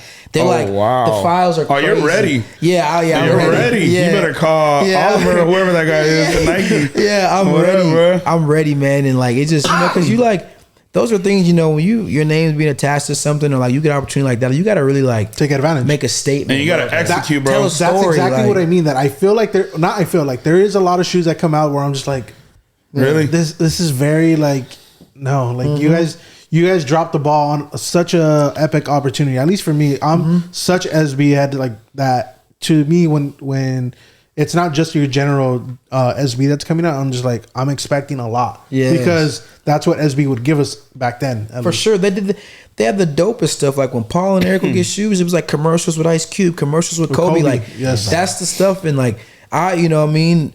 Like that's not what's going on anymore. Somebody gets a colorway and it's out, and it's like, what I mean, it's there. But like I want to like with that opportunity, I want to take it there. And I don't care. Like all the homies involved, dude. If it means like I'm creating the resources to make that commercial, like I'll do it. You know what I mean? Because like that's just kind of where my head's at. You know what I mean? I'm like a passionate person, so everything's like a passion project to me. Like I want to tell a story. I want to like make it stand out, you know what I mean? Like what makes this shoe, or like what makes this product, and that's why it's like, man, that's just a whole piece itself. Outside of the shoe coming out, Yeah. like I would create a whole like You're building docu-piece. it's like a whole campaign, bro. from all the ones that you have in your chamber. Quick silhouette, like dunk low. Dunk low. I love the man. I'm like a classic, but like Orange, black, brown. I like the blacks, the browns, the whites. Like I like a lot of like new colors on them. You know, I like how they did like colorways like the Chicago. Like I like how the colorways sit with those. Not too much going on, and if you do a little more, the JPEGs, like nice. the Bulls ones were fire, just clean. The red, the black, like stuff like that. And then like when you get crazy, like they have some other ones like they went a little different, like the Phillies. It was like the Phillies my favorite one out of the MLB pack. Me too, yeah. Like the Phillies, with the little gum on the heel, Yes. like all that is like the stuff like I would hot do dog like on the tongue. That is what I mean. That is what SB is like. What I know SB for, like those type of things. And that's what we're Where it talking has about a the little- shot, remember? Where it has a little hot dog on the inside, where it has the gum on the bottom, or for the Dodgers, it has a palm tree and the welcome logo. That whole like MLB pack kind of. I'm not too big of a SB guy, but seeing that is what I remember SB being back in the day. At Red least. Lobsters, Freddy's. They paid attention to a little gimmicky details. They you know got what I mean? movie references, video game references, like so many things that. And now I just see them, and a lot of the time it's just like, all right, there's no story. Yeah, behind there's no it. story behind them. And I get it; they're trying to push product, but I don't know. Yeah, for you being a pro rider, being a Team Nike. Oh, bro, what? Your shit will be a movie, bro. Is there a that shit'll go crazy. is there a SB that you've never had that you like genuinely liked? I was talking about they asked me this earlier. I was with the home and I said the De La Souls. Which one? The low? The low, the low. But the low, the brown, like the retroed version. Yeah. The green one? On the white pair. Because there is an original Della Soul, Yeah, the white original one. Yeah, which was low was a white. Yeah, I like the original one, but I think the one that I've like seen like the most is like the green one. Like I like that one too. The new green low. Yeah, the new green low. The brown and green? Yeah, the brown Okay. and green's hard too. Those I feel like grew on. Those were all over outlets. I don't know if you knew, but they were all over outlets when they dropped in 40 bucks, 50 bucks. 15. That's crazy. They're sitting. the majority of the pairs out are cut top because when they hit outlets, they cut the tops off. I don't know for what reason. Oh, I guess to show them To display 'em. Yeah, to display them on the racks. But the majority of them are, and they'll have like the $40, the $50 sticker, and now it's like a $600-$700 shoe. The whole Travis Scott wave was crazy. He blew That's it up. crazy. But that's a shoe that you would like, that you wish you had or have gotten. Yeah, I wish I had like at least just a pair or two. Like, you know what I mean? Like I would. That's a pair I would like to scare. I just like how the a looks good with the doodles. You know what I mean? Like I feel like it has like a lot of character on the shoe. Yeah. And then it goes with your colorways. I Yeah. know you like browns. Yeah. I know you like the hunter It greens. looks like very Yeah. You love vintage shit like inspired that. shoe. Yeah, with a little bit of fun to it. You know what I mean? Like, and then like accents of like those bright colors to like bring that little pop in it. I like just like subtle like flex, like, you know what I mean? I never do too much. Like I have, you know what I mean, some cool on, but like just those little hints and the details, and you know, if you know, you know, and Exactly. you know what I mean, you do it like, Yep. but just some subtle like. Put it together good. Yeah, put it together good. That's all you got to do. You know what I mean? I never been the one to do too much, but like just do enough, like to where it's like, okay, like I see what you did. Exactly. Like, Honestly, being a fucking sneakerhead or whatever you want to call it, a dream of mine is throw me in those offices, throw me in those design rooms. Man, let's bring it back, bro. So, It wasn't on camera, but it happened. all right. So you and Ty Dolla $ign, I feel like you guys you probably are like the closest when it comes to celebrities and stuff. I feel like he's kind of like your guy. I'm assuming, right? You Yeah, guys are yeah. hella cool and shit like that, right? So there was an incident that happened with Ty Dolla $ign, and you happened to be there. yeah. It's when he rolled down in the quarter pipe or whatever it was, and he fell on his head and had a concussion. How the fuck did that happen? So I seen the video of when it happened, and then I seen everyone run. I was like, the hell, that's Dashawn. What the fuck? no, so like pretty much like, you know, he started skating a bunch. Skating has already been a part of his life. You know what I mean? He like rode on a board before, you know what I mean? But he was like, you know, getting into it again, you know, more. And you know what I mean? He like he's good on the board. He can roll around, he can roll on the banks and stuff a bunch. And normally like this day he was just moving different. Like he just came in, you know, he was bullshit all day, and he just was like, you know, I never really seen him eat like crazy. Like, you know what I mean? He normally always eat like, you know, some on the lighter end or like good food. This man ordered like a big burger. Like he was just moving different. And I'm just noticing. Yeah. You know, we go and play pool. We always talk shit to each other playing pool. You know, when we play for bread and stuff. And this game we had played for bread. And he won. And he was like hella stoked. You know what I mean? You know what I mean? Whatever. We're leaving the pool table at Paul's Park. It's on the other side of the skate park. You know what I mean? Up the quarter pipe, like kind of on the deck. And I drop in and I'm going across the skate park. At this point, I'm on top of the pyramid. And I stop and I turn around because I noticed he like has the board on the edge of the quarter pipe. He's ready to drop in. Yeah, like he was like premeditating, like dropping in. And normally like he'll put the board down, but he'll pick it back up and be like, nah, I ain't gonna do that shit. Like, you know what I mean? And normally I'm like, yo, like, you know, we'll go get you there. Like, and this time he was just up there longer than normal. Like, longer than normal. Like, damn. Like, and man, his security, you know what I mean? His security guard on the same quarter pipe, but just like further down. We just kind of like watching him, like, you know what I mean? And before I could like say like, you know, so I was gonna say like, you've been up there too long, like don't. Before I could even say like, I blinked and he just fully just went for it and leaned in. Like I did not tell him to drop in. Yeah. And so he, you know, he dropped in, and right when he dropped in, it was like I saw like slow mo. It was just like it happened fast, but it was slow mo.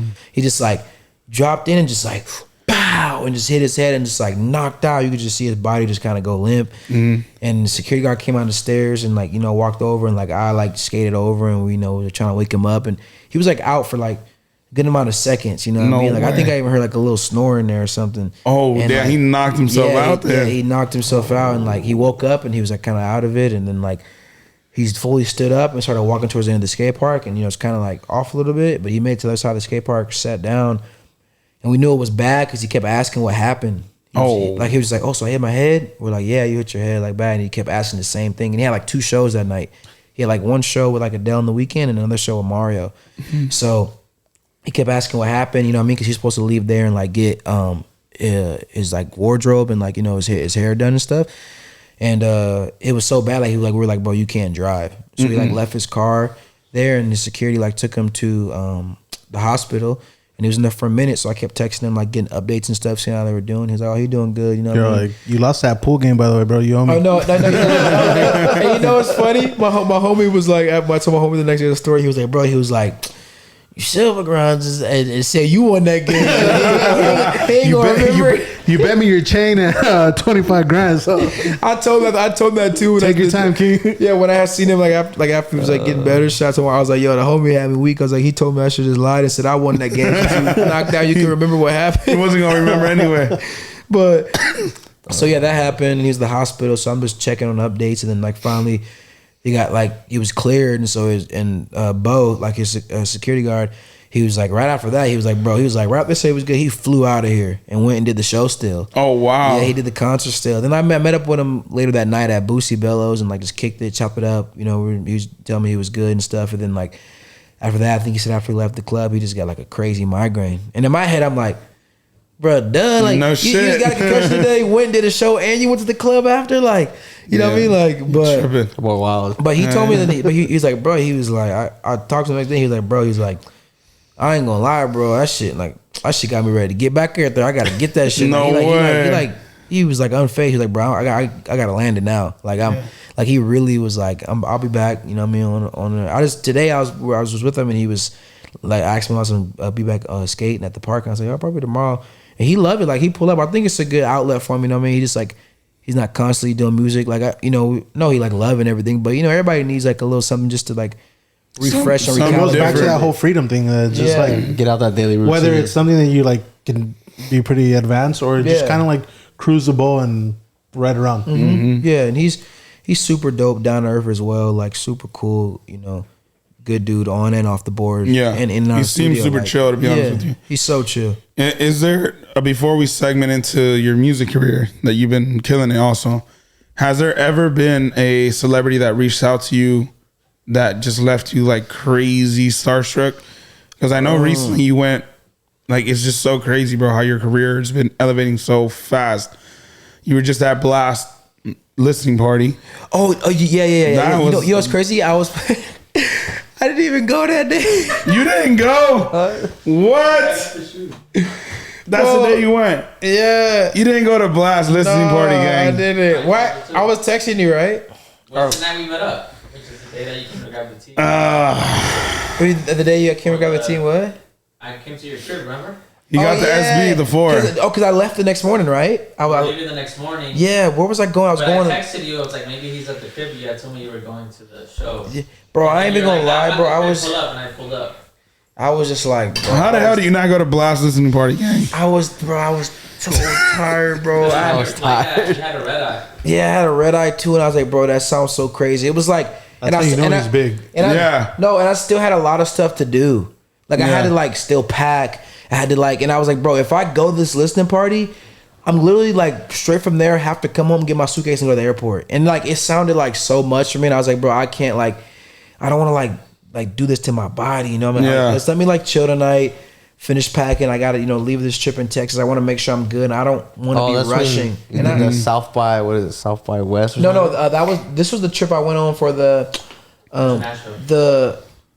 it was for the Jordan trip, I think. Yeah, that was for Texas. Oh yeah. No, what Jordan trip 4? was it? You had just came back from Texas. You came to breakout, and then you were going to Nashville. Yeah. Okay. Dang. Yeah, I was going to Nashville. See, bro, I literally, busy. bro. this man is busy, bro. Every time I hit him up, I'm like, where are you going to this week, bro? I'm going to Africa. I'm going here. I'm going there. I'm like, God, I literally hit him up. I'm like, yo, so what's up? Are we getting Dashawn? He's not here. I'm like, I see you did a Ghana trip. How was it? Yeah. Oh, but that was one of the best trips of my life. Yeah, you were turning up over there. So much inspiration from that trip. Around great people. The energy was there. The culture was amazing. Like, it's a beautiful place to be. That trip empowered me so much. I had a good time. But yeah, bro, lately it's been so crazy. I'm just like in and out so much that like I wanted to go so bad. And I was like at the crib and I was contemplating so much, but like I had a little list of things I had to take care of, and I was like, it's either take care of this list now, Or it's not gonna happen. like I'm gonna be like stressed and probably miss this. Like you know what I mean? And so like I was like, bro, I'm sorry. By any means, I'm a huge Blast fan, and shout out to Blast. Come on the show, shout out to Blast. Blast. Yeah, I really wanted to go, but like I had to just prioritize like, The trip. Okay, how was it? How was it meeting Travis Scott? So what's crazy is I wasn't a part of that dunk campaign or anything. I didn't meet him that time. The first time I actually met him, and it was crazy because like before this time I actually met him, because it was like very recent. He like randomly liked something on my profile. It was like it was like some random video. I was like, that's the because I everybody looks at their like notifications on Instagram. If you say you don't, you're lying. If you look at who watches the story, blue check, you're like, hold on, who the hell? So I'm like on my notifications, and I'm like, wait, Travis, like, that the real Travis? I clicked the page and it says page, but it was just so random. It was so random. And so my first time actually meeting him was actually when I was just out there for Art Basel not that long ago. I went to this AP party with my friend who got invited, and we're there, and I've just been on the wave lately where it's like life's so short, and like any chance opportunity I get to like just go up to somebody that like I am a fan of and just give them their flowers, admire, like I'm gonna do it.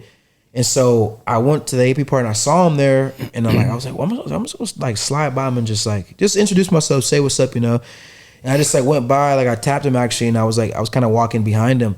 And sometimes it's kind of like a scary thing to do because you're like, I'm about to tap him on the shoulder, like I don't know how you gonna take me, I don't know, if you press me, you know what I mean? So I just tap him, I'm like, and he turned around, I'm like, oh, yo, like what's up, what's up, King? Like my name's Dashawn, you know what I mean? Like I skate, like huge fan type of thing. I just kept it pushing, but I just wanted to like have that interaction, you know what I mean? And just like, get to meet him and like, give him his flowers. And if some point we cross paths again, I mean, or do anything together, like, it was just dope to like at least say something to him. It's gonna be like I told you. It's gonna be like not a hey, nice to meet you. It's gonna be like a how you been. Yeah, kind of like with Lil Wayne. Yeah, you guys kicked it. You guys were cool, and then you felt like, oh, maybe he might not even remember me. Mm-hmm. Next time you came across him, big ass hug. How you been? This and the other. Mm-hmm. That's dope as hell. Mm-hmm. So, which celebrity, I guess, would you love to catch a sesh with? Man. I feel like you've been skating with fucking everybody, but there has to be that one guy where you're just like, damn, that'll be tight as fuck. You just skating and him just watching you essentially. Or a girl, whatever. Man. Or a music sesh. We were just talking about this. It's Ice Spice. Ice Spice. You thought I was feeling you? Man. It gotta be Drake. Drake for sure is on that list. You know what's crazy, man?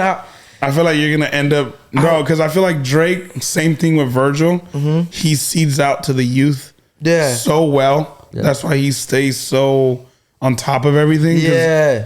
like he works with everyone who's at their fucking prime. When Drewski was blowing the fuck up, Yeah. Drake was there. Yeah. When any artist that's at the peak, Drake is always there somehow. Yeah, I would love to tap in to meet Drake for sure. Like, I think that that's definitely top of my list for sure. You know what's crazy is like, man, by all means, like I know he can be crazy. I don't support I know all what the you're extra stuff doing, but I would love to meet Kanye. Kanye? Like just because like man, just like the musically and just like The man's a genius, dog. He's legit a genius. He's like, a I would literal just be- genius. Just to like chop it up, granted, like of course, I know he just radically just crazy. Like he just like he's like might not really be the best in that level, but just like musically and just like creatively and just what Just he's to done, pick just, his like, brain, really. Yeah, like I think that would be a super dope conversation just to like just like just meet him. That's He it. comes But out of that session, it's like, fuck, I should have went with Drake.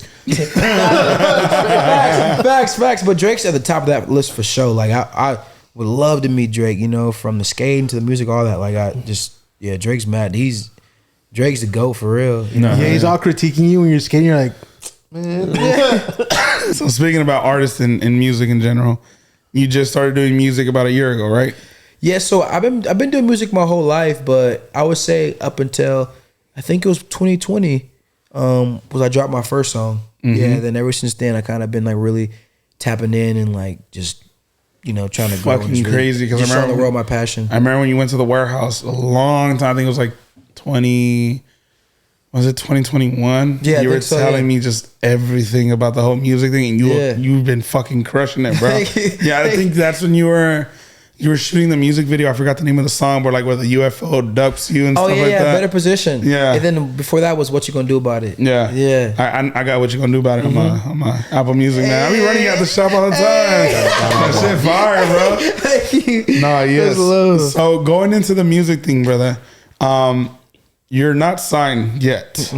So everything that you're doing as far as your music videos, as far as your studio sessions, is all self-funded at the moment, correct? I be paying for it all. You be going crazy. Yeah, it costs bread. Like, bro, I invest. I just was like, yo, got to a thing where I'm like, bro, I love this. Is my passion. Like any money I spend on my passions is never lost. I'm just investing in like something I love to do. So like, I don't ever like take it like a hit. I'm always like, oh, whatever. Like this is.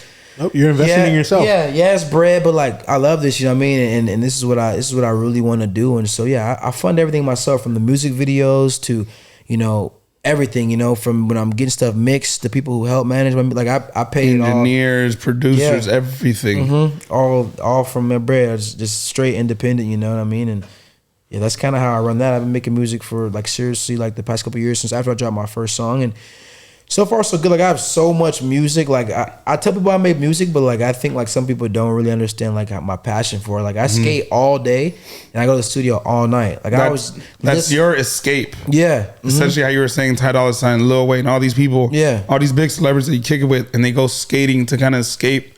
That's your escape, essentially, the music. Yeah, it's my escape. And like, dude, I was just in the studio yesterday till like 6 a.m.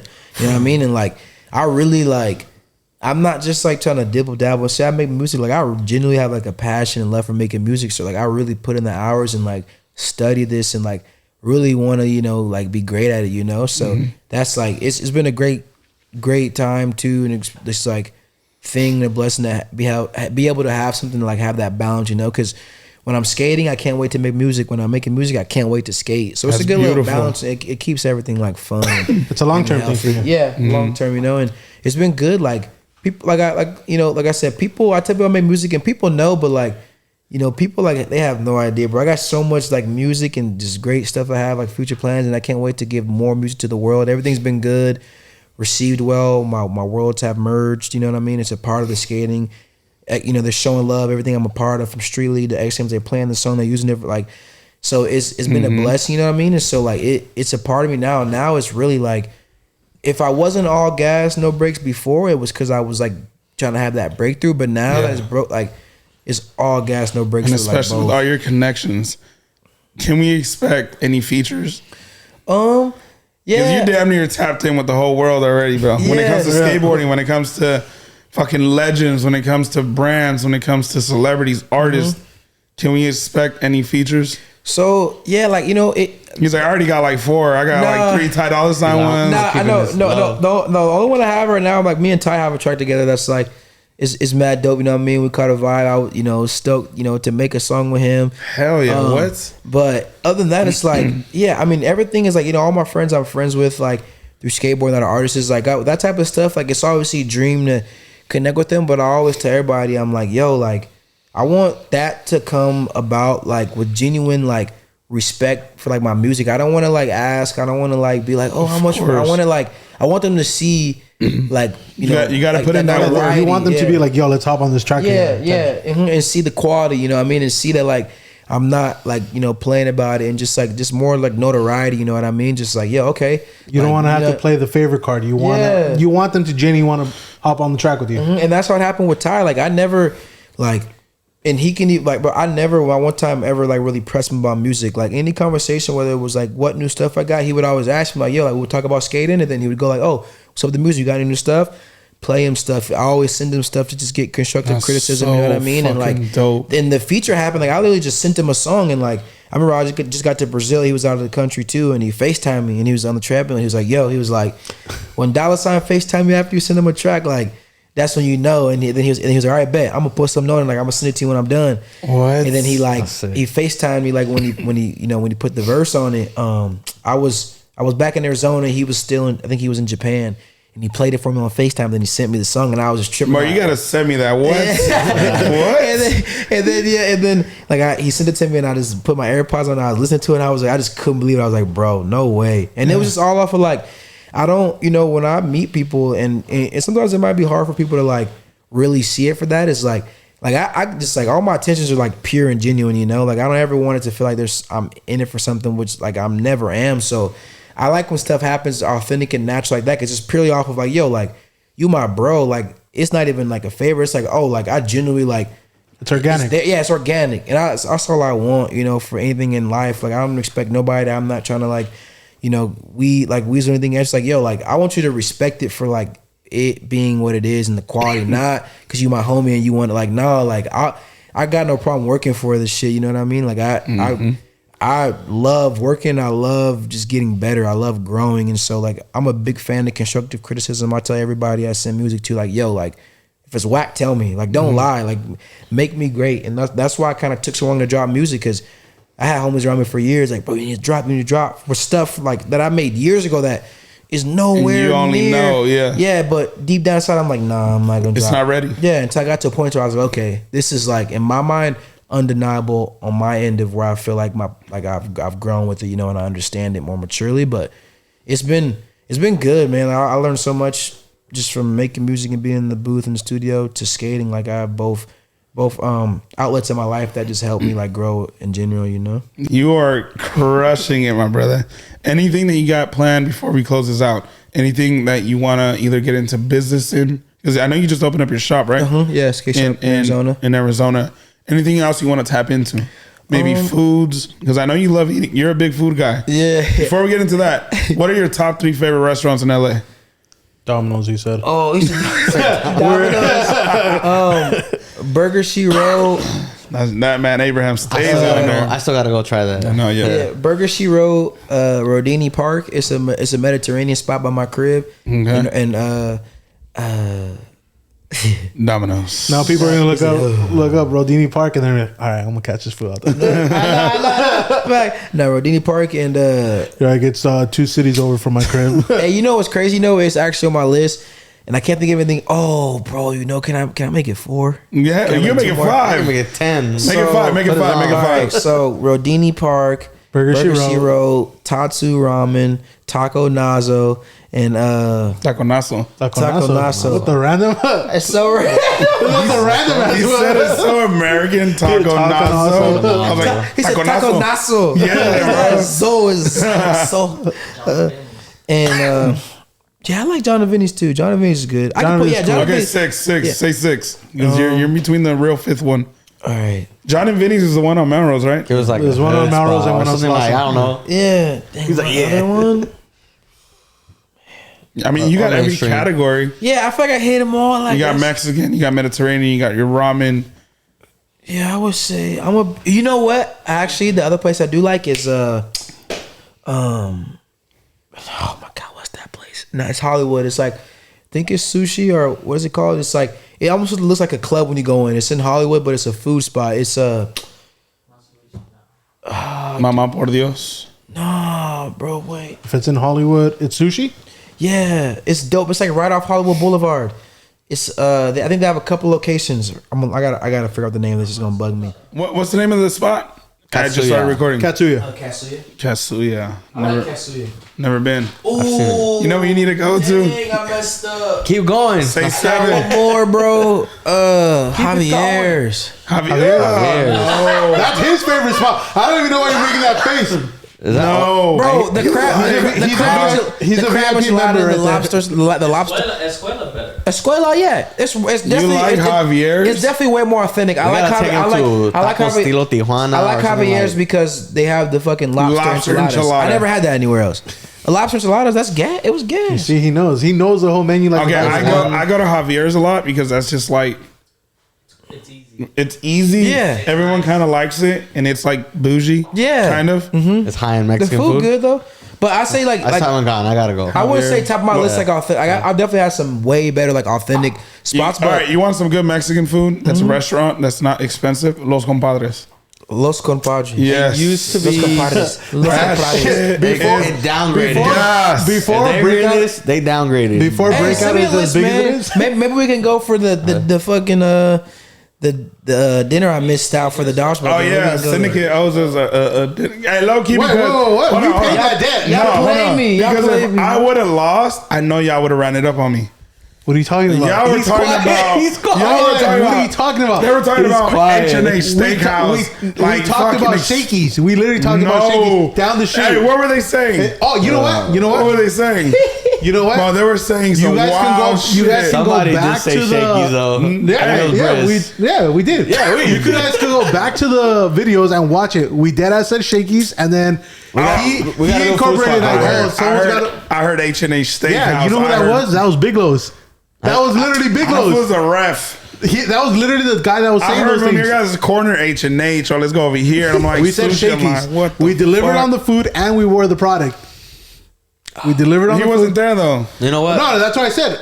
Off camera. Well, We when should I go- came we in, should I'm go to like, H&H, we'll man. take Hey, him. we need you in the basketball game because we're all fat. And these folks just running, bro. I'm already talking about we should go to H&H or somewhere else. Okay, so you want some good Mexican food? Los Compadres. You guys send me a little list. I know you got the Cha-cha-cha. spots. I be seeing your Instagram story and stuff. Oh, I be yeah. missing all the fly dinners, man. But I'm okay. He be shots, the pinky ring bling. Nah, if you want, Hey, I'm gonna start. Fits all you, like. Hey, I'm gonna start hitting you up then. I'm gonna start hitting you up. hit I need you to pull up. I'll pull up, bro. You know, I'll pull up. I'm just gonna pull up to the barracks with you one day. Bro, pull up to Paul's Park, bro. We skate every day. Can catch a vibe. Shoot the Bro, ball around. We You're need more than welcome, Paul, bro. We need fuck Paul you, Rodriguez. it's a whole another Ty Dolla Sign That's what he's situation saying. over here. That's what he's saying. Pull up and then, you know. Yeah. What's I mean, it you called? met Skate. Paul. He said it was down. Like, Paul, man of his word, bro. He cool. If he say he gonna do something, he gonna do it. Like there's no shaking with him. He's just real. Bro, Back Paul with Rodriguez on the pod. You got to be here too, though. Oh, for sure. That way he won't be like all like scared. Oh no, yeah, You feel me? yeah, bro. Paul, Paul normal. He on that dude. Oh, He amazing, man. bro. No, I yeah, love but we definitely gotta go get a dinner, bro. Yeah, let's get Cause it. fuck, I be seeing when y'all be going, you and Abe. I'm like, Tifty motherfuckers. Yeah. Have you ever been to? He be swiping the burger she wrote. The last time, Hey, Yeah, I don't hear you want a good spot? I put Matt on. It's called Bestia. It's in the Arts District. Bestia, Yes. downtown LA. That's why your The voice Arts is District. cracking.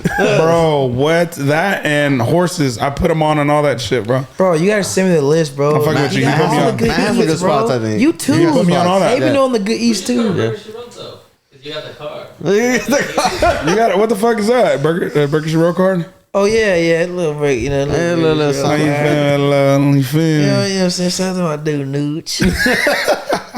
My king. Is it really that gas though? What? Burger Shiro is really good. Okay, I got What's the spot you took me to? It's a good smash Which one? burger. Like It was Okay. in Silver you Lake. know, like Burger spot? it's the, Hawaiian You burger. took me. Hawaiian burger bun, smash wagyu burger. Yeah, I was probably Burgers Never Say Die. McDonald's fries type. I don't know. I don't remember taking you. We come on, bro. It was our first date.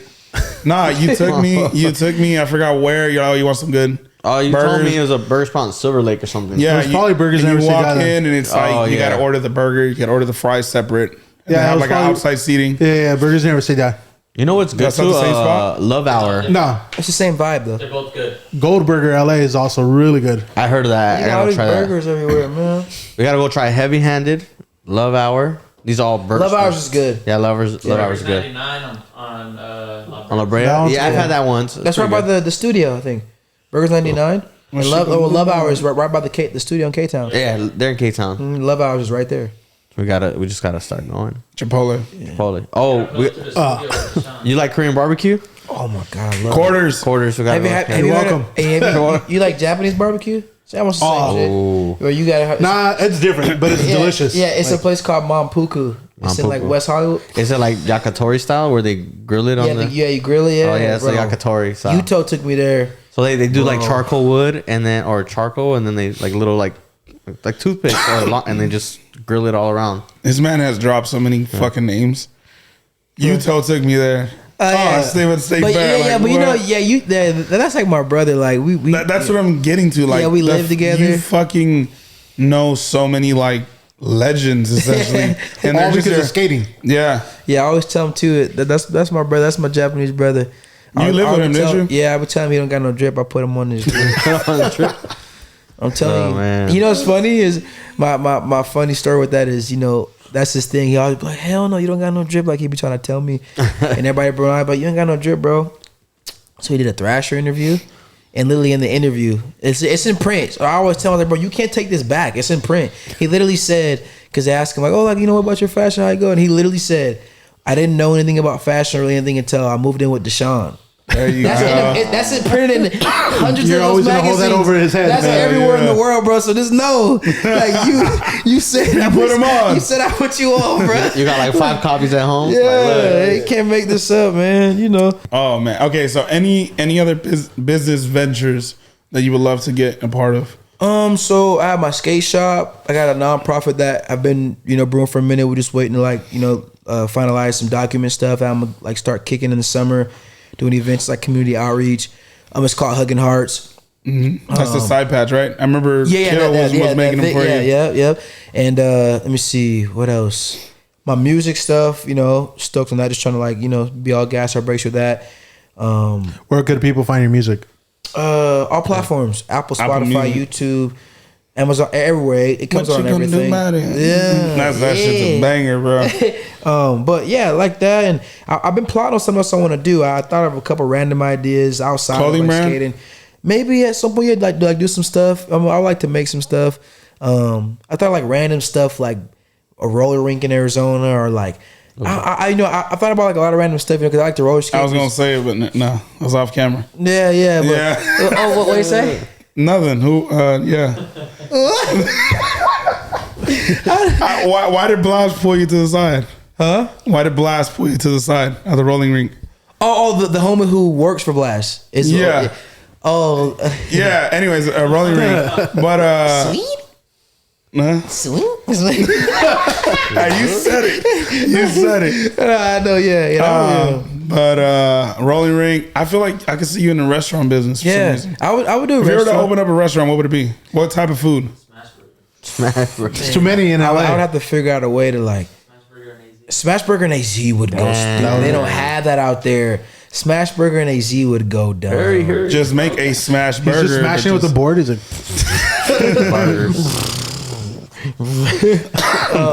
Yeah, the restaurant would be dope. would I've been hit. trying to think of something that's like, dude, I saw this thing that I wanted to try. Maybe it could just be a pop up in the summer in Arizona. But when I was in Dubai, I went to this place and ate food. And after, and I think other people have done this before, but it's my first time I've seen it. And had one. They were serving sherbet, but the sherbet they were serving it in the peels of the fruit. So they had a sherbet that was like a passion fruit sherbet, but it was like in the lemon. But it was frozen in lemon peel. Oh, You know what I wow. mean? So when you got the sherbet, it was Yeah. like a regular sized lemon, but it was sherbet, and so you just eat the sherbet out. What the And I fuck? thought about it'd be cool to do something with that, like in the summertime, whether it's a pop or it turns and you don't even have anything big, a little like hut. Yeah. Give back a little drop, something just like experiment with it and do something crazy. I was Yeah, it could be like, I've been thinking of random part. stuff like that. so if you're going to yeah. Coachella, look out for his ice cream spot out there. He's gonna be Yo, DJ Sherbert. Are you gonna attend Coachella? I was thinking about it if it aligns with my schedule. I've never been, so I'm just kind of like tapping in with homies. It's the Frank Ocean concert. You said it wrong, but yeah. Oh yeah. Bro, it's about to be insane. That's what it is. It's Frank Ocean with a bunch of openers. Yeah, it's literally about to be insane. Bad Bunny too. He's his opener. Chill, relax, Bro, I can't relax. I mean, I can't Frank's wait. big. My goal is to like, which I'm working for. I want to do shows like that. Hopefully, Rolling Loud next year. Like You- South by Coachella. Southwest next Yeah. year. Didn't you open up for a skating competition? Or yeah, where was so- it that you performed? I performed. My first one was like this thing in Arizona. It's like this bulldog show my homies put on, my big homies, and then my big homies Chris Royalty and Vale and and all his bros, and then the second one I did was in LA at this event. My homie Gary Rogers, he did a Pushing for Peak event, and it was like in this guest slot. Guests helped them put on the whole festival type thing, and they had like crazy stage setup, a whole skate activation to the left, the bowl Lee helped with, and everything. And they had a couple of the homies perform and stuff, and they hit me up to perform there, so I performed there, and that was like probably like one of my biggest shows so far, and it went really good. Like all the homies killed it. I was dope to be on that stage, you know what I mean? And man, performing so addicting. I just want to do more. That and energy, more I can only shows. imagine. Like I think because when I go to shows, I'm a type of dude who like I'm vibing, I'm singing everything, but like I'm also just like really just inspired. I'm just in the days of just watching the person perform, like just get to know them on stage and just more like I love that, like Just having that connection with thousands of fans out there. dude, It's and just like what? watching how the music touches every single one of those, and like I can imagine being in the crowd with these people, be on the stage and seeing all these different people, how your music affects them, and like that's why I say like one thing about Kanye, like that was probably one of the best concerts I went to in my life. Like I went to the one where it was the St. Pablo tour. Is that what he was floating on the Yes, that concert was so insane, bro. Just like The energy. when the energy, and then he's playing those classics, like when it all falls down, you hearing that shit so loud, and it's just like this feeling. It's of a just, nostalgia because you were young when you were going through shit in life. and like that environment, just seeing that effect, like it's just like, bro, Just that's the so energy that's inspiring, reciprocating through other people. and I love that energy. Like I did it at the smallest level possible when I felt that. So I could just imagine when you like coming out and everybody got their phone lights up, or you just like, bro, that. Why'd you point at me? Because you're a fucking huge Kanye fan. I am. Hey, I can see it. Deadass, I'm an introvert. Like I really am. I'm more of like a reserved person. Like I said, at least I think I am. But when I've gone to his concerts, I'm yelling. I'm jumping. Like it just creates like I don't know. Yeah. It's this environment. Like it's just fun. yeah, Concerts are fun. and his music, like that dude is. Oh man, I was hoping he stayed put together, bro. Just keep his phone away from him. That's He's it. like, I feel like he's music. immune to it, but Nah, this is the thing with Kanye.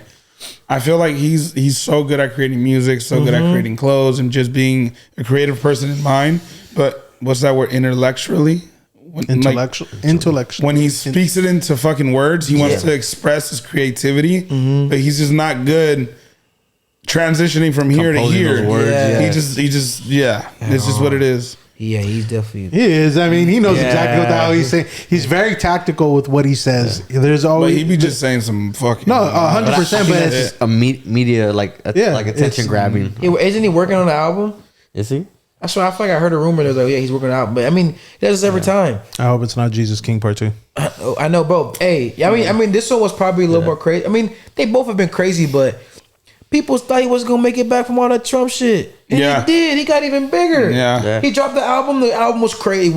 Tour like, bro, it's hard because he just like There's so many people that fuck with him. Yeah. They forgot about bro. all the shit Music he did. wise, he's still one of the goats. Yeah, No, for sure. music for sure. You can't take that Like away he's from him. working again with Balenciaga. Damn. So it's like Balenciaga's already whatever. Yeah. Adidas is somewhat like Yeah. just said, come on board, sell all your shit for Yeezy Day, and then we'll figure it out. Type Yeah. shit. Skechers is probably punching the air right now for not signing a deal with him. Gap, But I He did the get Gap it. stuff, Yeah, didn't the he? whole Gap shit. But I get it. Like they had to do it for their company and their brand. Can't really count him out. But he's there, bro. He's there. Yeah, he's there. It's crazy, but it's Yeah. like, you know. Are you trying to learn the producing side of music by any chance? Yeah, I sit close with my homie Zaba. He is like the engineer producer I work with really close. Like he does all my records. Like majority of my records when I'm not like working on beats and stuff from other producers. and he's like, dude, this dude is a diamond, bro. Like, he is so talented, bro. He's worked with like TDE. He was there for a minute. He helped like over there enormously. He recorded Nicki, bro, he is like insanely talented. Could play any instrument you put in front of him, and I really just have been learning through him. Like, he's helped me so much grow with music too. Just even from recording my vocals to helping me improve on my singing notes, writing. You know what I mean? And just on the other side, just an amazing producer, and just watching him play different instruments and just kind of like sit that close to him. I just like kind of learn off of him. Like, I'm learning where to find pockets, point out certain things, how to hit notes, what words mean that's describing how to carry notes, or how to dig deep and like listen to things in the background of beats, and how to pull out. Like, watching him work is so inspiring. You know, yeah, he's like, he's really insane, and so it's been cool. I'm learning. You know what I mean? I try to dibble and dabble. Like, sometimes he'll be making the beat and like pass me the keyboard, and I'll mess with stuff, but I'll sit next to him and I'm good with like helping find out, and we go back and forth. Like, I'll point out things and have him add something in the song that like will make it that much bigger. You're trying to visually learn what he's doing with the keyboard and whatnot. But it's a balance, you know. It's like no I in team, so you know I got a great team that I'm with, and I learned from each and every one of them. But there's a me. There's a me. He said, "But there's a me." Kobe did say that. There's no I in team, but there's me in team. Oh man, Kobe's my goat. Yeah. Kobe's crazy. If anyone's gonna say that, it's gonna be him. Yeah. He said, "But there's a me." Last question before we close this out, brother. Are you gonna go for Skater of the Year this year? I've been thinking like that's definitely been a thing on my radar. We were talking about this last time. That's right. Yeah, I think I'm gonna try. You know, my whole thing is I just want to like skate hard, film a bunch, and if the cars roll out that way, good. You know, obviously talk amongst my peers and people who can maybe even make that more possibility. But it's definitely something I've been thinking about, and been thinking about a lot this year. Yeah, you know what I mean, I'm just gonna do the part that I'm supposed to do, and then just like try to plan everything else. But yeah, it definitely is a goal of mine. Whether it's now, next year, whatever. Like that's definitely something I would like try to go for. Man, well, this was fun. This was amazing. The fact that I feel like we could talk for like another 3 hours. Yeah, I don't want to keep you here. So much to ask, but it's just this man fucking knows. It's gonna be amazing to see like how you're gonna be in a year or two into music. Yeah, there's so much more questions I want to ask. Yeah, it's gonna be. We covered pretty much the last little over 10 years, and it's had so much. And yet it feels like you're just starting. Yeah. Honestly, you're so young. It feels like your career is just starting, even though you've already accomplished so much. Because I feel like you've done so much that we probably didn't even cover in the last 2 to 3 years. Yeah. Whether it's relationships, whether it's the people you surround yourself with, whether it's opportunities that came up for you.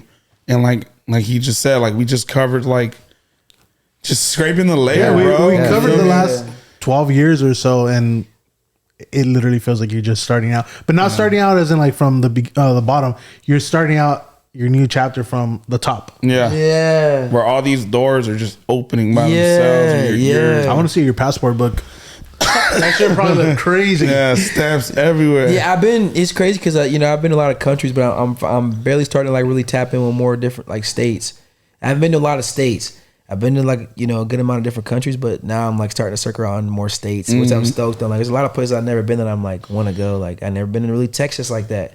Little trips, but like the Houston and this Austin was like my first time. You just go and go to work, and then you just kind of just dip out. Yeah, they were all like contest trips for stuff, But this year I've been more intentional about just getting up and like, this is here for the weekend. I got invited. I'm just gonna go. Yeah, I don't got nothing's holding me back. Explore. I don't got no kid. Like let me just go. Like I need the experiences, and so like. I've been just like trying to tap in. Why you grinning?